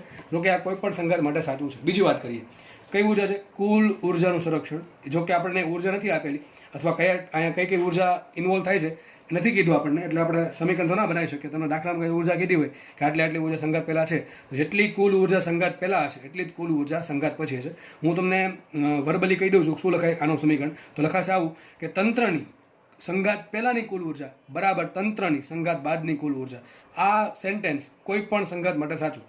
આ સેન્ટેન્સ પણ કોઈ પણ સંઘાત માટે સાચું. શું કે ધારો કે સ્થિતિસ્થાપક હોય, અસ્થિતિસ્થાપક હોય, 1D હોય, 2D હોય, 3D હોય, કોઈ પણ હોય. શું સાચું? વેગમાન સંરક્ષણ ને ઉર્જા સંરક્ષણ સાચું. શું લખાય વેગમાન માટે? તંત્રનું સંઘાત પહેલાનું કુલ રેખીય વેગમાન બરાબર તંત્રનું સંઘાત બાદનું કુલ રેખીય વેગમાન. અને બીજું તંત્રની સંઘાત પહેલાની કુલ ઉર્જા બરાબર તંત્રની સંઘાત બાદની કુલ ઉર્જા. આ બે સેન્ટેન્સ કોઈ પણ સંઘાત માટે સાચા. આ જે છે ને આ ત્રીજું એ ડિસાઇડિંગ ફેક્ટર છે. એ ડિસાઇડ કરશે કે સંઘાત કયો છે. જો સ્થિતિસ્થાપક સંઘાત હોય તો શું લખાય? સ્થિતિસ્થાપક સંઘાત દરમિયાન તંત્રની પ્રારંભિક ગતિ ઉર્જા બરાબર તંત્રની અંતિમ ગતિ ઉર્જા. તો આપણે ચલો એનું સમીકરણ લખીએ. તો સમીકરણ શું થશે? પહેલા ગોળા શું લખાશે? તંત્રની પ્રારંભિક કુલ ગતિ ઉર્જા બરાબર તંત્રની અંતિમ એટલે સંઘાત બાદની તંત્રની અંતિમ કુલ ગતિ ઉર્જા. આવું ક્યારે લખી શકો? બરાબર ગતિ ઉર્જા માટે ક્યારે લખી શકો?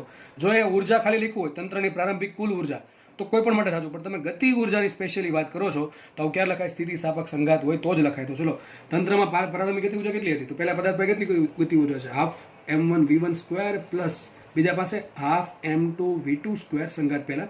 અને ગતિ ઉર્જા છે એ અદિશ રાશિ છે એટલે આપણે ડાયા થઈને ઉપર સદિશ ન મુકાય. સમજ પડે ને? અને સંઘાત બાદની અંતિમ ગતિ ઉર્જા કેટલી? તો પહેલા પદાર્થની કેટલી? Half m1v1 dash square plus half m2v2 dash square. અહીં જો ઇઝ ઇક્વલ ટુ ક્યારે આવે? જો સંઘાત સ્થિતિસ્થાપક હોય તો. બરાબર છે? આટલી ખબર પડી ગઈ. આપણે શું લખ્યું? ખાલી જનરલ સમીકરણ લખ્યા. કોનું લખ્યું? રેખીય વેગમાનના સંરક્ષણ પરથી એનું લખ્યું અને કુલ ગતિ ઉર્જાના સંરક્ષણ પરથી એનું લખ્યું. હવે વાત કરીએ v1 ડેશ કેટલા આવે. તો v1 ડેશના સૂત્ર યાદ રાખવાની જરૂર નથી. આગળ તમને ખબર હોય તો v1 ડેશનું સૂત્ર શું હતું? હમણાં યાદ કરો શું હતું?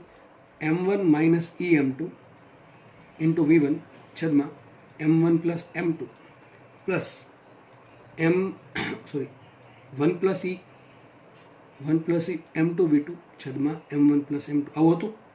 યાદ રાખો પ્રશ્ન પૂછાઈ ગયો. સ્થિતિસ્થાપક સંઘાત માટે e બરાબર 1 હોય. મોસ્ટ ટાઈમપી વાત કરી દીધી ભાઈ મેં. બે વાત તમારે યાદ રાખવાની છે. તમારે સ્થિતિસ્થાપક સંઘાત માટે બે વસ્તુ યાદ રાખવાની. પહેલી કઈ? ગતિ ઉર્જાનું સંરક્ષણ થશે ને. બીજી કઈ? e બરાબર 1 હોય. આપણે સૂત્ર જોયું તો e બરાબર શું હતું? e બરાબર સંઘાત બાદનો છૂટા પડવાનો વેગ છેદમાં સંઘાત પહેલા ભેગા થવાનો વેગ અથવા નજીક આવવાનો વેગ. તો શું આવશે અહીંયા? v2 dash minus v1 dash છેદમાં v1 માઇનસ v2. તો જો e બરાબર 1 તેના બરાબર શું લખાય? 1 લખાય. માટે સાબિત શું થયું? v2 dash minus v1 dash બરાબર v1 માઇનસ v2. IMP સમીકરણ કોના માટે? સ્થિતિસ્થાપક સંઘાત માટે. મતલબ શું છે? સંઘાત બાદનો સાપેક્ષ વેગ બરાબર સંઘાત પહેલાનો સાપેક્ષ વેગ. આ તમે સાબિત કરી શકો હમણાં તમને સૂત્ર આપું એટલે. તો નેક્સ્ટ વાત કરીએ આપણે v1 ડેશના સૂત્રની. જો સૂત્ર આપણું કયું છે? v1 ડેશનું. હવે જે સૂત્ર આપીશ કે યાદ રાખવાની જરૂર નથી. તો v1 ડેશ બરાબર શું આવે m1 minus e m2 v1 છેદમાં m1 plus m2 plus 1 plus e m2 v2 by m1 plus m2. આમાં તમારે શું કરવાનું e બરાબર 1 મૂકી દેવાનું ખાલી. શું કરવાનું e બરાબર 1 મૂકી દો. ચલો તો વિચાર શું થશે m1 માઇનસ 1 ઇન્ટુ m2 ખાલી m2 થશે ને 1 ઇન્ટુ m2 m2 તો શું આવશે ઉપર ખાલી m1 માઇનસ m2 v1 છેદમાં m1 પ્લસ m2 પ્લસ અહીંયા 1 પ્લસ e બરાબર શું આવશે 1 આવશે તો શું આવશે 1 પ્લસ 1 2 m2 v2 છેદમાં m1 પ્લસ m2 બરાબર. સૂત્ર શું ફરીથી કહી દઉં છું v1 ડેશ બરાબર શું હોય કોઈ પણ માટે m1 minus e m2 v1 છેદમાં m1 પ્લસ m2 પ્લસ શું આવશે plus 1 plus e m2 v2 છેદમાં m1 પ્લસ m2 આવું આવશે. આપણે શું કરીએ આમાં સ્થિતિસ્થાપક સંઘાત હોવાથી સ્થિતિસ્થાપક સંઘાત માટે શું જોયું આપણે e બરાબર કેટલા હોય 1 હોય. e બરાબર 1 હોય સાબિત શું થશે માટે v1 ડેશ બરાબર સૂત્ર imp m1 minus m2 v1 છેદમાં m1 plus m2 plus 2m2 v2 છેદમાં m1 પ્લસ m2. તો તમારો આન્સર આવી ગયો. આટલો વેગ હશે સંઘાત બાદ જો સંઘાત સ્થિતિસ્થાપક હશે તો પહેલા પદાર્થનો અને બીજા પદાર્થનું શું હોય તો v2 સૂત્ર શું આવે કે જ્યાં m1 દેખાઈને m2 મૂકો અને m2 દેખાઈને m1 મૂકો v1 ની જગ્યાએ v2 અને v2 ની જગ્યાએ v1 તો સૂત્ર આવશે આવું m2 માઇનસ m1 v2 છેદમાં m1 plus m2 plus 2m1 v1 છેદમાં m1 પ્લસ m2. સૂત્ર આવી ગયું આ. ચલો તો 3 સૂત્ર તમને આપ્યા. પહેલું સૂત્ર કયું e બરાબર 1, બીજું સૂત્ર કયું e બરાબર 1, બીજું કયું v1 ડેશનું, ત્રીજું કયું v2 ડેશનું. તો કે યાદ તો એટલું જ રાખવાનું છે કે e બરાબર 1 હોય એટલે આ સૂત્ર ઓટોમેટિક v1 ડેશ ને v2 ડેશના આગળ આપણે યાદ કર્યા હોય એના પરથી આપણે આરામથી લખી શકીએ. હવે આ વાત કરીએ ડેલ્ટા કે ની. ચલો ડેલ્ટા કે બરાબર શું હતું હાફ ઇન્ટુ m1 m2 છેદમાં m1 plus m2 into 1 minus e square into v1 minus v2 square. આ સૂત્ર લખા પહેલાં તમને મગજમાં આવી જવું જોઈએ ડેલ્ટા કે કેટલું હશે. ડેલ્ટા કે કેટલું છે આ સમીકરણમાં તમને ઓટોમેટિક ખબર પડી જવી જોઈએ. સમીકરણ મારે લખવાની જરૂર જ નથી. કેમ ખબર પડી જવી જોઈએ? અરે સાહેબ સંઘાત કયો છે સ્થિતિસ્થાપક સંઘાત. સ્થિતિસ્થાપક સંઘાત હોય ગતિ ઉર્જા કેટલી વ્યય પામે 0 વ્યય પામે. કેમ સંઘાત પહેલાની ગતિ ઉર્જા અને સંઘાત બાદની ગતિ ઉર્જા સરખી જ હોય તો આમાં સમીકરણ શું આન્સર આપવો જોઈએ 0 આન્સર આપવો જોઈએ. ચલો આપણે જોઈએ 0 આવે કે ન આવે. તો 1/2 એમને રહેશે m1 m2 છેદમાં m1 પ્લસ m2 પણ એમને રહેશે. આ પદ જુઓ 1 minus e square 1 minus e square છે. e કેટલા છે સ્થિતિસ્થાપક સંઘાત માટે e કેટલા હોય 1 હોય. કેટલા હોય e 1 હોય. શું મૂકો તમે 1 માઇનસ 1 નો વર્ગ 1 નો સ્ક્વેર થશે 1 માઇનસ 1 0. એક પદ ગુણાકારનું 0 થાય તો આખો ગુણાકાર 0 થાય માટે સાબિત થઈ ગયું ડેલ્ટા કે બરાબર 0. સાબિત થઈ ગયું ડેલ્ટા કે બરાબર 0 આવું સાબિત થશે. અને તમને મેં કીધું હતું કે તમે આ પણ સાબિત કરી શકો v2 dash minus v1 dash બરાબર v1 માઇનસ v2. તમારે શું કરવાનું આ v2 ડેશનું સૂત્ર અહીંયા છે બરાબર છે, v1 ડેશનું અહીંયા છે. આ બેની બાદબાકી કરવાની. એ બેની બાદબાકી કરશો તમે આ સમીકરણની તમારો જવાબ આવશે v1 માઇનસ v2. તમે જાતે ટ્રાય કરી શકો છો બરાબર છે. અને સમય બહુ તમારા પાસે ઓછો હોય તો તમે ડાયરેક્ટલી એક્સેપ્ટ કરી શકો છો કે ભાઈ આવું આવશે. 100% એવું આવશે. એક્સેપ્ટ કરો કે ના કરો એ તમારે વહેલા મોટું એક્સેપ્ટ કરવું જ પડશે. ઘણા કદાચ જોવું તમને ઈચ્છા થાય તો શું કરવાનું તમારે v2 ડેશ આ સૂત્ર છે અને આ v1 ડેશનું આ છે. બેની બાદબાકી કરો સૂત્ર તમારે આવશે છેલ્લા આન્સર v1 માઇનસ v2 બરાબર છે. તો સ્થિતિસ્થાપક સંઘાત અહીંયા પૂરો થાય છે. ચલો આપણે શું જોયું સ્થિતિસ્થાપક સંઘાતમાં ફટાફટ રિવિઝન કરી જઈએ એટલે આપણે એકદમ ક્લિયર થાય છે. ચલો સૂત્ર લખી દો ફોર્મ્યુલાઝ અથવા ફોર્મ્યુલા ફોર ઇલાસ્ટિક કોલિઝન સ્થિતિસ્થાપક સંઘાત માટેના સૂત્ર. ચલો પહેલી વાત તો વેગમાન સંરક્ષણ થાય. અરે ભાઈ સર કેટલી વખત કીધું તમે કે કોઈ પણ સંઘાતમાં વેગમાન સંરક્ષણ થાય. ચલો બીજું કુલ ઉર્જાનું સંરક્ષણ થાય. અરે સર તમે પાછું કીધું હમણાં જ તમે કહી રહ્યા હતા કે ભાઈ ગમે એ સંઘાત હોય એમાં કુલ ઉર્જાનું સંરક્ષણ થાય. ઓકે. ત્રીજી વાત ગતિ ઉર્જાનું સંરક્ષણ થાય. હા જો સંઘાત સ્થિતિસ્થાપક હોય તો કુલ ગતિ ઉર્જાનું પણ સંરક્ષણ થશે. ઓકે. ચલો ચોથું વેગમાન સંરક્ષણ થતું લખાઈશું m1 v1 plus m2 v2 is equal two m1 v1 dash plus m2 v2 dash. મેં સમીકરણ 36 રૂપિયા લખ્યું છે. પાંચમું કુલ ઉર્જા તમને આપ્યું હોય તો તમે એમ પણ લખી શકો કે તંત્રની કુલ પ્રારંભિક ગતિ ઉર્જા બરાબર કુલ ઉર્જા બરાબર તંત્રની અંતિમ ઉર્જા. કુલ ગતિ ઉર્જાનું સંરક્ષણ થાય મતલબ શું થાય તંત્રની પ્રારંભિક કુલ ગતિ ઉર્જા ઇઝ ઇક્વલ ટુ તંત્રની અંતિમ સંઘાત બાદની કુલ ગતિ ઉર્જા. શું લખાશે અહીંયા half m1 v1 square plus half m2 v2 square is equal two half m1 v1 dash square plus half m2 v2 dash square. ઠીક છે. ચલો એટલું થઈ ગયું. છઠ્ઠું શું લખાય? છઠ્ઠું જો ભાઈ આ તમે કોઈ પણ જગ્યા વાપરી શકશો. આ તમે માત્ર ક્યારે વાપરી શકશો? સ્થિતિસ્થાપક સંઘાત હોય તો જ. છઠ્ઠું લખાશે E બરાબર 1. શું લખાશે? E બરાબર 1. સાતમું લખાશે V1 ડેશ સૂત્ર શું આવશે? M1 minus EM2. ઇન જગ્યા આવશે 1 એટલે M1 માઇનસ M2. જો ભાઈ સૂત્ર મને યાદ નથી રહેતું, કેમ કે મને જૂનું યાદ રહી ગયું. કયું? M1 minus EM2. એમાં E બરાબર 1 મૂકતા શું મળશે? M1 માઇનસ EM2 V1 એટલે કે V1 આવશે ઇન્ટુ M1 પ્લસ M2 છેદમાં પ્લસ 1 પ્લસ એટલે કે 1 પ્લસ 1 2 M2 V2 છેદમાં M1 પ્લસ M2. અને આઠમું શું આવશે? V2 ડેશ સૂત્ર યાદ રાખવાની જરૂર નથી. શું આવશે? M2 માઇનસ M1 V2 છેદમાં M1 plus M2 plus 2M1 V1 છેદમાં M1 પ્લસ M2. અને છેલ્લે નવમું આવશે કે આ સંઘાતમાં ડેલ્ટા કે 0 હોય છે. અને અહીંયા તમે એમ પણ કહી શકો કે E બરાબર 1 શું લખાય? સંઘાત બાદનો સાપેક્ષ વેગ ઇઝ ઇક્વલ ટુ સંઘાત પહેલાનો સાપેક્ષ વેગ. ઉપર સદિશ તમે ધારો તો કરી શકો છો, કાંઈ પણ થશે નહીં. તો આટલું તમને સ્થિતિસ્થાપક સંઘાતમાં ખબર હોવી જોઈએ. મેં તમને બહુ ડિટેલમાં સમજાવી દીધું સ્થિતિસ્થાપક સંઘાતમાં શું થાય, માઇક્રો લેવલે શું થાય, ગતિ ઉર્જા કેમ વ્યય ન પામે, બરાબર. એટલા માટે તો સ્થિતિસ્થાપક સંઘાત છે, અને બાકીનું બધું જ એના સૂત્ર તમારી સામે છે, બરાબર છે.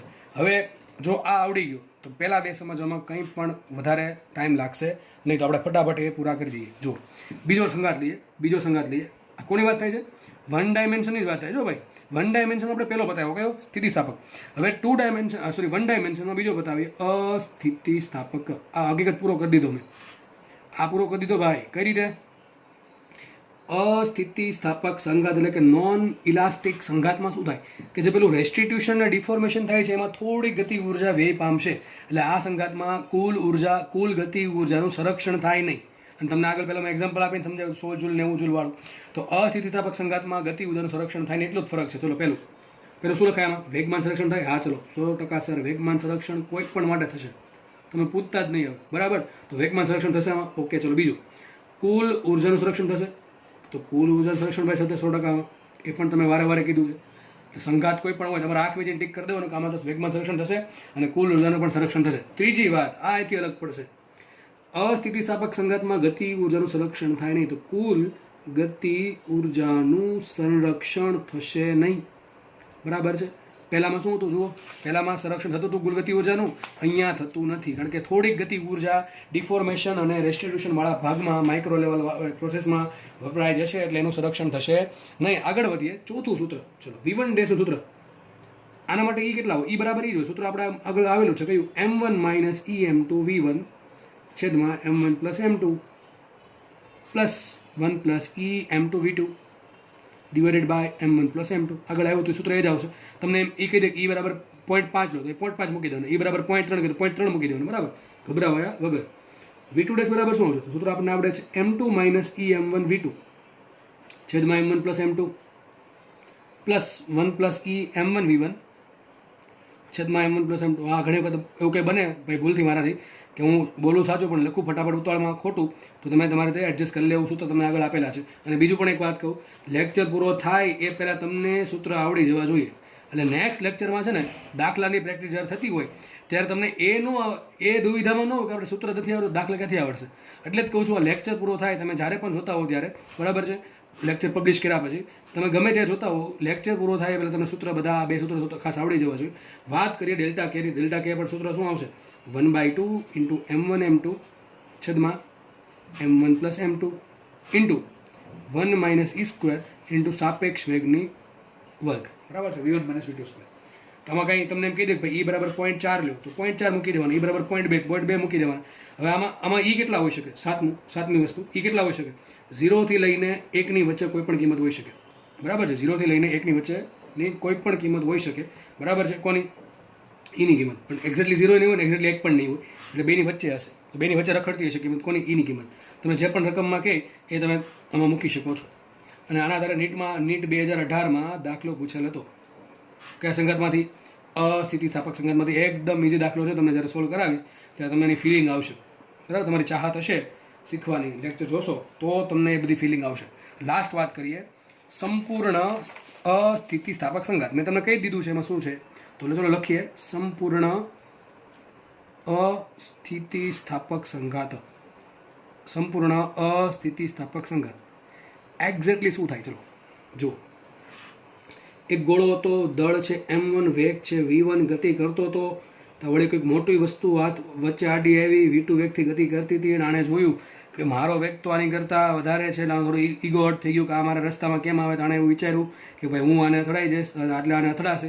અથડાઈને પછી જોયું કે આ તો સંપૂર્ણ અસ્થિતિસ્થાપક સંઘાત છે અને વસ્તુ સારી છે, તો કેમ એની જોડે ચોંટી જવામાં ન આવે. તો બંને સંઘાત બાદ બે એકબીજા સાથે ચોંટી ગયા. ચોંટી જવાથી બે ભેગા થઈ ગયા, એટલે આનું દળ છે M1, આનું દળ છે M2. તો જુઓ બે એક જ થઈ ગયા પદાર્થ, ત્રીજો પદાર્થ બની ગયો ભાઈ. બે પદાર્થ પહેલાં ભેગા હતા, અલગ અલગ હતા. હવે બે પદાર્થ ચોંટી જવાથી કયો સંઘાત થઈ ગયો? સંપૂર્ણ અસ્થિતિસ્થાપક સંઘાત થવાથી બંને પદાર્થ ચોંટી ગયા. તો બંને પદાર્થ ચોંટી ગયા હોય, બરાબર છે, તો પછી હવે એનો વેગ અલગ અલગ હોય સરખો? અરે ભાઈ 100% સરખો જ હોય. ધારો કે એનો વેગ થઈ જાય છે v'. કેટલો થઈ જાય છે? v'. તો આ v' વેગ મારે શોધવાનો છે. તો જો આ તો કિસ્સો સારો છે. કેમ સારો છે? બાકીના બે કિસ્સામાં તમારે અલગ અલગ v1' v2' શોધવા પડતા હતા, પણ અહીંયા શોધવા પડશે નહીં, કારણ કે બંને પદાર્થ ભેગા થઈને એક નવો પદાર્થને જન્મ આપે છે. ત્રીજો પદાર્થ ઉત્પન્ન થયો. એનું દળ કેટલું છે ત્રીજા પદાર્થનું? ત્રીજા પદાર્થનું દળ હશે M1 + M2. કેટલું હશે? M1 + M2. અને એનો વેગ કોમન વેગ છે v'. કેટલું છે? v'.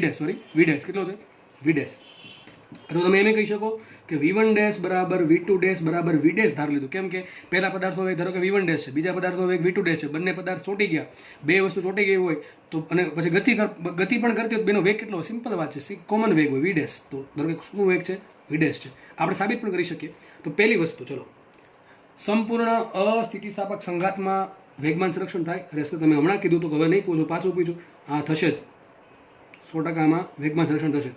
બીજી વાત, કુલ ઉર્જાનું સંરક્ષણ થઈ શકે? હા, 100% થશે. કુલ ઉર્જાનું સંરક્ષણ પણ થશે જ, મેક્સિમમ થશે.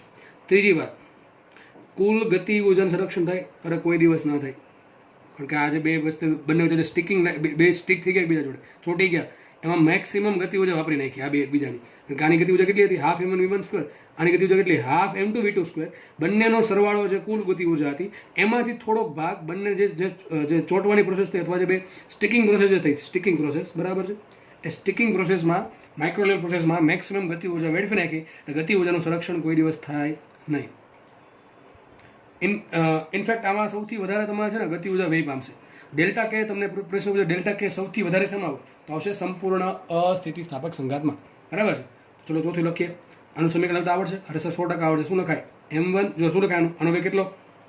v1. આનો વેગ કેટલો? v2. અને ચલો આનું વેગમાન કેટલું? M1 સદિશ v1 પ્લસ સંઘાત પહેલાનું કુલ કેટલું વેગમાન? M1 v1 + M2 v2. સંઘાત પહેલાનું કુલ વેગમાન આવશે. સમીકરણ મોસ્ટ MP. ચોથું સમીકરણ મોસ્ટ MP. દાખલો સોલ્વ કરવા માટે કોનો? સંપૂર્ણ અસ્થિતિસ્થાપકનો. બહુ ભાઈ MP સમીકરણ છે, મેક્સિમમ ચાન્સ પૂછવાના આમાંથી દાખલો છે ભાઈ, યાદ રાખજો જે સમીકરણ લખવું જોઈએ. તો સંઘાત પહેલાનું કેટલું વેગમાન? M1 v1. સંઘાત પહેલા આનું કેટલું વેગમાન? M2 v2. તો સંઘાત પહેલા તંત્રનું કુલ કેટલું વેગમાન? M1 v1 + M2 v2 is equal to સંઘાત બાદનું કુલ વેગમાન. હવે તંત્ર કોનું લખાય? વેગમાન સંરક્ષણ એમાં આવો છે કે સંઘાત પહેલા તંત્રનું કુલ વેગમાન બરાબર સંઘાત બાદ તંત્રનું અંતિમ વેગમાન. હવે તંત્ર સંઘાત બાદ એક જ વધ્યું, એક જ વસ્તુ, આ આખું પદાર્થ એક જ બની ગયો. બે પદાર્થના ચોંટી જવાથી પદાર્થ એક જ બની ગયો. તો તંત્રમાં કોણ વધ્યું? ખાલી એકલો પદાર્થ વધ્યો. તેનું વેગમાન શું આવે? આખા પદાર્થનું દળ કેટલું? M1 + M2. શું આવશે અહીંયા? દળ ગુણ્યા વેગ M1 + M2 ઇન્ટુ સદિશ v'. સમીકરણ IMP ભાઈ, બહુ IMP સમીકરણ છે, એકદમ ઇઝી સમીકરણ છે. શું લખવું? આમે ક્યાંથી આવ્યું? સંઘાત પહેલાનું તંત્રનું વેગમાન, તંત્રમાં બે વસ્તુ, બેના વેગમાન લખવો પડે અલગ અલગ પ્લસ કરીને, બરાબર છે, પ્લસ સંઘાત બાદ તંત્રનું વેગમાન. સંઘાત બાદ સંપૂર્ણ અસ્થિતિસ્થાપક સંઘાત થયો, બંને પદાર્થ એકબીજા સાથે ચોંટી ગયા, એટલા માટે તંત્રમાં એક જ પદાર્થ વધ્યો, એનું દળ થઈ જશે બેનો સરવાળો M1 + M2, અને કોમન વેગ આવશે v1'. બરાબર કે નહીં? તો સમીકરણ બહુ IMP છે ભાઈ, યાદ રાખવું. જ્યારે પણ તમને એમ શબ્દ આવે સંપૂર્ણ અસ્થિતિસ્થાપક સંઘાત છે, એક વસ્તુ મનમાં આવી જોઈએ, સંપૂર્ણ અસ્થિતિસ્થાપક સંઘાત છે, અને બંને પદાર્થ ચોંટી જશે. ચોંટવાના કારણે બંનેના દળનો સરવાળો થઈ જશે, અને બંને પદાર્થ ભેગા મળીને એક જ વેગથી ગતિ કરશે. આટલી વસ્તુ 100% તમારા મગજમાં જો આવી જશે, દાખલો આનો આરામથી સોલ્વ થઈ જશે આ સૂત્રના આધારે. પાંચમી વાત, કુલ ઉર્જા સંરક્ષણ થાય? હા થાય. કુલ ગતિ ઉર્જા સંરક્ષણ થાય? ના થાય. આમ લખાય તમારે ½ M1 v1² + ½ M2 v2². આ શું છે? સંઘાત પહેલાની ગતિ ઉર્જા ઇઝ ગ્રેટર ધેન સંઘાત બાદની ગતિ ઉર્જા. કેમ ગ્રેટર ધેન આવી? અરે આ ઉર્જા વધારે હશે, જ્યારે હવે ચોંટવાની જે પ્રોસેસ થઈ ક્યારે થશે? એનું ડિફોર્મેશન થશે, અને પછી રેસ્ટિટ્યુશન થશે. અને આમાં રેસ્ટિટ્યુશનના કારણે બે અલગ પડી શકશે નહીં. તો જે મેક્સિમમ ગતિ ઉર્જાનો વેગ ક્યાં થશે? બેને ચોંટાડવામાં, બરાબર છે. તો અહીંયા ½ M1 v1² + ½ M2 v2² એ ઉર્જા, પ્રારંભિક ગતિ ઉર્જા મહત્તમ હશે, અને અંતિમ ગતિ ઉર્જા શું હશે? તો અંતિમ ગતિ ઉર્જા શું આવે? ½ mv². એમાં M કેટલું લેવાનું? ½ × M1 + M2 દળ ઇન્ટુ v'². શું છે half m1 plus m, half m1 plus m2, half mv square. પણ એમ શું લેખામાં એમ લેખા છે બેનો સરવાળો, બરાબર. તો આ વધારે હશે, આ પ્રારંભિક ગતિ ઉર્જા વધારે હશે અને પેલી ઓછી હશે. છઠ્ઠી વાત કરીએ, ડેલ્ટા કે શું આવે, ચલો જોઈએ સૂત્ર શું આવે ડેલ્ટા કેનું. અને સોરી એની પહેલાં એક વાત કીધું, ઈ બરાબર 0 હોય. શું એમાં ઈ બરાબર 0 હોય? કેમ ઈ બરાબર 0 હોય? ચલો આ પ્રશ્ન બધાને થાય, કોમન વાત છે, થવો જોઈએ. કેમ 0 થાય ચલો કહી દઉં તમને. આપણે ધાર્યું તમને ઈ બરાબર શું હતું, ઈ બરાબર યાદ કરો સંઘાત બાદનો સાપેક્ષ વેગ. તો શું આવશે અહીંયા v2 dash minus v1 dash છેદમાં સંઘાત પ્રેરણાનો વેગ v1 માઇનસ v2. પણ સંઘાત કયો છે? સંપૂર્ણ અસ્થિતિસ્થાપક. સંપૂર્ણ અસ્થિતિસ્થાપક સંઘાત હોવાથી લખાય શું, આપણને ખબર છે બે પદાર્થ ચોંટી ગયા છે તો બેનો વેગ કેવો હોય? સરખો. અને આપણે શું ધાર્યું ને, v ડેશ ધાર્યું કે ન ધાર્યું? તો v2 ડેશ બરાબર v1 ડેશ બરાબર v ડેશ. અને બે પદાર્થ ચોંટી જાય તો વેગ કેટલો હોય? કોમન વેગ હોય કે ન હોય ભાઈ? તમે કોઈ ટ્રકમાં બેઠા હો, બરાબર છે, ટ્રક ગતિ કરતો હોય તો તમારો ટ્રકનો વેગ સરખો હોય કે અલગ અલગ હોય? હા, તમે ટ્રકમાં બેઠા છો, ચાલતા નથી પાછા. મારે કે તમારો વેગ ઓછો, તમે તો હેઠા પડી જાવ રસ્તામાં, એવું બને કે નથી બનતું? ના બને ને ભાઈ, કારણ કે તમે ટ્રકની ઉપર બેઠા છો, ટ્રકમાં બેઠા છો, ચાલતા નથી. બાકી તમારો વેગ થોડોક વધારે છે સાપેક્ષ વેગ. તો જો તમે ટ્રકમાં બેઠા હો, એટલે કે મારે કે તમે ટ્રકની જોડે ચીપકી ગયા છો, તો તમારો અને ટ્રકનો વેગ સરખો જ હોય. એ રીતે કહેવા માંગુ છું કે બે બધા ચોંટી ગયા છે તો એનો વેગ કેવો છે? સરખો છે. તો v2 ડેશ બરાબર v1 ડેશ બરાબર v ડેશ. તો મૂકો તો v2 dash minus v1 dash બરાબર શું આવે? 0. કેમ? અરે બે સરખા છે, v2 ડેશ ને v1 ડેશ. તો અંશની બાદબાકી શું થાય? 0. ને જો અંશ 0 થાય તો e બરાબર 0 થાય. યાદ રાખો. શું જોયું આપણે? સ્થિતિસ્થાપક સંઘાતમાં e બરાબર 1 હોય. નીટમાં આવા પ્રશ્ન પૂછે ભાઈ કે સ્થિતિસ્થાપક સંગત માટે કેટલો હોય? સ્થિતિસ્થાપક સંગત માટે ઈ કેટલો હોય? 1 હોય. સંપૂર્ણ અસ્થિતિસ્થાપક માટે સંગત કેટલો હોય? ઈ કેટલો હોય? 0 હોય. અને સિમ્પલ અસ્થિતિસ્થાપક સંગત માટે કેટલો હોય? 0 થી મોટો અને 1 થી નાનો. આટલો ઈની કિંમત આવે. અને ઘણી બધી એવી બને કે ઈની કિંમત 1 કરતાં વધી શકે. હા, વધી શકે. જો એને બહારથી કંઈ ગતિ ઉર્જા મળતી હોય તો 100% એનો ઈ છે 1 કરતાં વધારે આવશે. પણ એ આપણે સિલેબસમાં નથી, બહુ ચર્ચા કરવાની મને પણ ઈચ્છા નથી વધારાની, બરાબર છે. તો ઈની કિંમત આપણે નોર્મલી એવું ધારશું કે 0 થી 1 ની વચ્ચે હોય. તો અત્યારે વાત કરીએ આપણે સંપૂર્ણ અસ્થિતિસ્થાપક સંઘાતની, એટલે કે ટોટલી અથવા કમ્પ્લીટલી નોન ઇલાસ્ટિક કોલિઝનમાં ઈ કેટલો હોય? 0 હોય. ચલો આગળ વધીએ. ડેલ્ટા કેની વાત કરતા હતા. ડેલ્ટા કે બરાબર શું આવશે?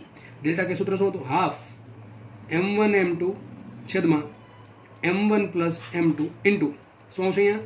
1 minus e square into v1 minus v2 whole square. આમાં શું મૂકશો આપણે? e બરાબર 0 મૂકો તો શું આવશે? 1 માઇનસ 0 નો વર્ગ. 0 નો વર્ગ 0 થાય અને 1 માઇનસ 0 ઇઝ 1. તો આખું પદ સુધી જશે, 1 થશે. તો યાદ રાખો સૂત્ર, IMP સૂત્ર ડાયરેક્ટ કામમાં આવશે. ડેલ્ટા કે બરાબર શું આવશે? હાફ m1 m2 છેદમાં m1 plus m2 into v1 minus v2 square. લગભગ AIEEE 2014માં આનો દાખલો પૂછાણો હતો. AIEEE 2014 એટલે કે G 2014 પણ તમે કહી શકો કે જેમાં આના આધારિત દાખલો પૂછવાનો તો સૂત્ર IMP છે.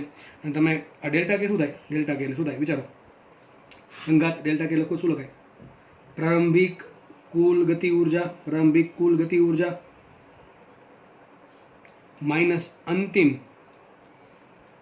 કુલ ગતિ ઉર્જા. ચલો, પ્રારંભમાં કુલ કેટલી ઉર્જા હતી? Half m1 v1 square plus half m2 v2 square minus અંતમાં કેટલી ઉર્જા છે? અરે ભાઈ બે પદાર્થ ભેગા છે તો બે પદાર્થની ભેગી ગતિ ઉર્જા કેટલી? Half mv square. પ્રમાણે શું લખાય? હાફ m શું આવશે? બેનો સરવાળો દળનો ઇન્ટુ v ડેશ સ્ક્વેર. આ બેની બાદબાકી કરો તમને રિઝલ્ટ આ મળશે. સાબિત કરવાની છૂટી, બરાબર છે. તમારે મૂકવું શું પડે? v2 v ડેશ સૂત્ર. અરે સર v ડેશ તો તમે આવ્યું જ નથી અહીંયા. અરે v ડેશ તો સર અરે દેવાની જરૂર જ ન પડવી જોઈએ. કેમ ન પડવી જોઈએ? ચલો કહી દો તમને. આગળ તમને v1 ડેશ ને v2 ડેશના સૂત્ર લખાવ્યા. ચલો શું લખાવ્યા સૂત્ર? v1 ડેશ બરાબર શું હતું? m1 માઇનસ em2 v1 છેદમાં m1 plus m2 plus 1 plus em2 v2 છેદમાં m1 પ્લસ m2. સંઘાત કયો છે? સંપૂર્ણ અસ્થિતિસ્થાપક. તો એના માટે કેટલા હોય? 0 મૂકો. e 0 મૂકો શું વધશે? e ઇન્ટુ સોરી e મૂકો 0 0 ઇન્ટુ m2 0 એટલે શું વધશે? m1 માઇનસ 0 m1 v1 શું આવશે? તો માટે લખાશે v1 dash is equal two m1 v1 plus અહીંયા શું આવશે? 1 પ્લસ e કેટલા હોય? 0. તો 1 પ્લસ 0 1 એટલે શું આવશે? પ્લસ m2 v2 છેદ તો ખરખા જ છે. શું આવશે? m1 પ્લસ m2, બરાબર છે. સમીકરણ નંબર 1 આપી દઉં તો v1 ડેશ આ રીતે મળશે. v2 ડેશ બરાબર શું લખાય? v2 ડેશ બરાબર v2 ડેશ શું લખાય? તો આપણે ખબર છે સૂત્ર શું આવશે? m2 minus e m1 v1 plus 1 plus e m1 v1 ને બે છેદમાં કોમન લખી નાખો m1 પ્લસ m2. આમાં પણ શું મૂકો? e બરાબર 0 મૂકો. ચલો e બરાબર 0 મૂકતા શું થાય? ઈ બરાબર 0 મૂકો શું થશે 0 ઇન્ટુ m1 0 તો શું વધશે અરે સોરી ભૂલ છે m2 આવશે સોરી v2 આવશે v2 તો m2 માઇનસ 0 ઇન્ટુ v2 શું થશે માટે v2 dash is equal two m2 v2 plus 1 plus e 1 1 plus e 1 કેમ કે e 0 છે એટલે 1 પ્લસ 0 0 1 પ્લસ 0 1 ઇન્ટુ m1 એટલે શું છે m1 v1 છેદમાં m1 પ્લસ m2 જો સાબિત થઈ ગયું શું સાબિત થયું તમને દેખાવું જોઈએ મારા બોલા પહેલાં તમને ખબર પડી જવી જોઈએ શું જેટલું v1 ડેશ છે એટલું v2 ડેશ છે સેજ સરખા છે અંશે સરખો છે અહીં m1 v1 plus m2 v2 છે અહીં m2 v2 plus m1 v1 છે ઘણા તો આમે ઓલું પેલું કાઢે કે ભાઈ સર આમાં ભૂલ છે કારણ કે અહીંયા m1 v1 તમે લખો આગળ અને તમે m2 v2 લખો બકા વચ્ચે સરવાળો છે એટલે હવે કેવું થાય સરખું જ થાય તો સાબિત શું થયું v1 ડેશ બરાબર v2 ડેશ મતલબ શું થયું સંઘાત પછી બે પદાર્થના વેગ સરખા જો ક્યારે થાય બે પદાર્થ ચોટે જતા હોય તો જ સાબિત થયું કે ન થયું બરાબર છે તો તમને પૂછો સંઘાત બાદ કેટલો વેગ છે તો આ સૂત્ર વાપરી દેવું અરે આ વાપરવા જરૂર નથી કેમ અહીંથી આવી જાય ક્યાંથી આવી જાય અહીંયા જુઓ તમને મેં કીધું હતું મોસ્ટ ટાઈમ સૂત્ર કોનું આપણે સંપૂર્ણ અસ્થિતિસ્થાપક સંઘાતનું એમાં જો શું લખ્યું સૂત્ર m1 v1 plus m2 v2 બરાબર m1 પ્લસ m2 કાઉન્સ ઇન્ટુ v ડેશ v ડેશને કરતા બનાવો શું કોને કરતા બનાવો v ડેશને કરતા બનાવતા ક્યાં જાય છેદમાં જાય કે ન જાય તો શું લખાય ઉપર m1 v1 plus m2 v2 છેદમાં m1 પ્લસ m2 એ સાબિત એ જ થયું છે જો m1 v1 plus m2 v2 છેદમાં m1 પ્લસ m2 ટૂંકમાં તમારે આ બે સમીકરણ યાદ રાખવાની કોઈ આવશ્યકતા નથી તમારે ખાલી એટલું યાદ રાખવાનું કે જ્યારે સંપૂર્ણ અસ્થિતિસ્થાપક સંઘાત થાય ત્યારે આપણે કોનું સમીકરણ લખી નાખવાનું જો કે આ સમીકરણ કોઈ પણ માટે લખી શકાય આ સમીકરણ નથી એવું વેગમાન સંરક્ષણ પરથી તો તમારે ખાલી વેગમાન સંરક્ષણનો સમીકરણ પરથી પણ તમને v' મળી જાય અને વાત આપણે ક્યાં કરતા હતા વાત કરતા ડેલ્ટા કેની આ ડેલ્ટા કે સાબિત કરવાનું હતું ને તમને તો ડેલ્ટા કે તમારે જો સૂત્ર સાબિત કરવું હોય તમારે શું મૂકવું નહીં v' ની કિંમત મૂકી દેવાની v' કેટલા હશે m1 m2 plus m1 v1 છેદમાં m1 પ્લસ m2 મૂકશો તો તમારું સમીકરણ આવું આવી જશે આરામથી તમારે આવી જશે તો અહીંયા 3 સંઘાત મેં પૂરા કર્યા છે બરાબર છે અને આ ત્રણેય આ જે લેક્ચર છે 1 કલાક ઉપર જે પણ 5-10 મિનિટ થાય એ લેક્ચરની 1 કલાક તમારા માટે મોસ્ટ આઈએમપી છે ભાઈ નીટમાં તો યાદ રાખો કે 1 કલાકમાંથી તમારે એક પ્રશ્ન તો 100% પૂછાશે અને નેક્સ્ટ લેક્ચરમાં આપણે સંઘાતના જેટલા બી પ્રકારની ટાઈપ કરીને વાત કરી છે એના આપણે દાખલા સોલ્વ કરશું અને એક સંઘાત હજી બાકી છે 2 ડાયમેન્શન સંઘાત જો કે બહુ નાનકડી વસ્તુ છે જે લોકોને સમજાઈ ગયું છે એને એમાં સમજવામાં કોઈ તકલીફ જરા પણ નહીં પડે બરાબર છે તો 3 સંઘાત સમજાવ્યા કયા ફટાફટ રિવિઝન કરજે ફટાફટમાં કે 2 મિનિટ જ થશે તો સંઘાત કયા છે 1 ડાયમેન્શનમાં 3 પ્રકાર સમજાવ્યા આપણે કયા ઇલાસ્ટિક એટલે સ્થિતિસ્થાપક બીજું છે નોન ઇલાસ્ટિક સંપૂર્ણ અસ્થિતિસ્થાપક અને છેલ્લે છે કમ્પ્લીટલી નોન ઇલાસ્ટિક એટલે કેવા સંપૂર્ણ અસ્થિતિસ્થાપક મેક્સિમમ લોકોને આના દાખલા સોલ્વ કરવાની બહુ મજા આવે કેમ કે આમાં કંઈ હોતું નથી એક વસ્તુ ખાલી યાદ રાખવાનું બંને પદાર્થ ચોંટી જાય છે ચોંટી જવાના કારણે એના વેગ કેવા થઈ જાય v1 ડેશ બરાબર v2 ડેશ બરાબર v ડેશ બેનો દળનો થઈ જશે સરવાળો m1 પ્લસ m2 આમાં વેગમાં સંરક્ષણ થશે આમાં ત્રણેયમાં વેગમાં સંરક્ષણ થશે ત્રણેયમાં કુલ ઉર્જાનું સંરક્ષણ થશે પણ ગતિ ઉર્જાનું સંરક્ષણ કન્ઝર્વેશન આમાં થશે આ બેમાં નહીં થાય બરાબર છે પછી તમને વેગમાન સંરક્ષણ છે તો સૂત્ર ગમે તે વાપરી શકો કયું સૂત્ર m1 v1 plus m2 v2 સુધી કરતા જવાના m2 v2 is equal two m1 v1 dash plus m2 v2 dash આ સૂત્ર તમે કોઈ પણ જગ્યાએ વાપરી શકશો ભાઈ બહુ આઈએમપી સૂત્ર છે ગમે ત્યાં ચાલશે કોઈ પણ સંઘાત હોય બરાબર છે પછી આના માટે ઈ કેટલા હોય ઇલાસ્ટિક માટે ઈ 1 હોય નોન ઇલાસ્ટિક માટે 0 થી લઈને 1 ની વચ્ચે હશે અને કમ્પ્લીટલી નોન ઇલાસ્ટિક માટે ઈ બરાબર હશે 0 કેટલા હશે ઈ બરાબર 0 મેક્સ આમાં ગતિ ઉર્જાનો વ્યય 0 થશે ડેલ્ટા કે બરાબર 0 આમાં આવશે બરાબર છે આમાં ગતિ ઉર્જાનો વ્યય આવશે કેટલો 1/2 m1 m2 છેદમાં m1 plus m2 into 1 minus e square into v1 minus v2 whole square બરાબર છે અને આમાં મહત્તમ ગતિ ઉર્જાનો વ્યય આવશે કેટલો આવશે તો કે ભાઈ કેટલો આવશે ડેલ્ટા કે બરાબર હાફ m1 m2 છેદમાં m1 plus m2 into v1 minus v2 whole square જે પદ આવે 1 માઇનસ e સ્ક્વેર વાળું બરાબર છે એમાં મેં 0 મૂક્યા એટલા માટે આ પદ ઉડી ગયું એક થઈ ગયું ટૂંકમાં એટલે સૂત્ર આવશે ડેલ્ટા કેનું આ બરાબર છે તો આ લેક્ચર અહીંયા પૂરો થાય છે આઈ હોપ કે તમને બધાને મજા આવી હશે અને મેં કીધું એ પ્રમાણે લેક્ચર પૂરો થાય એને 10-15 મિનિટમાં તમે આ સૂત્ર યાદ કરીને લખી નાખશો તો નેક્સ્ટ લેક્ચરમાં મજા પડશે ભાઈ બાકી 100% એમાં થોડુંક ઉપર છેલ્લું માથેથી જશે એવું લાગતું હશે કારણ કે એમાં ક્યાં v1 આવશે ક્યાં v2 આવશે ક્યાં m1 માઇનસ em2 આવે ને ક્યાં m2 માઇનસ em1 આવે એ તમને ખબર પણ પડશે નહીં તો આપણે લેક્ચરમાં એટલું રાખીએ નેક્સ્ટ લેક્ચરમાં આપણે દ્વિપરિમાણમાં સંઘાત અને સ્થિતિસ્થાપક સંઘાતના થોડાક એક્ઝામ્પલની ચર્ચા કરશું કિસ્સાની ચર્ચા કરશું અને તમે કીધું હતું કે એનિમેશન તમને બતાવીશ એ તમને નેક્સ્ટ લેક્ચરમાં જોવા મળશે કારણ કે આમાં મોસ્ટલી થિયરી જ છે અને નેક્સ્ટ લેક્ચરમાં તમને એનિમેશન પણ થોડુંક જોવા મળશે બરાબર છે તો લેક્ચર જોવા બધાને ખૂબ ખૂબ આભાર અને મેં કીધું એ પ્રમાણે થોડીક દાખલાની સૂત્ર લખવાની પ્રેક્ટિસ કરવી થેન્ક યુ સો મચ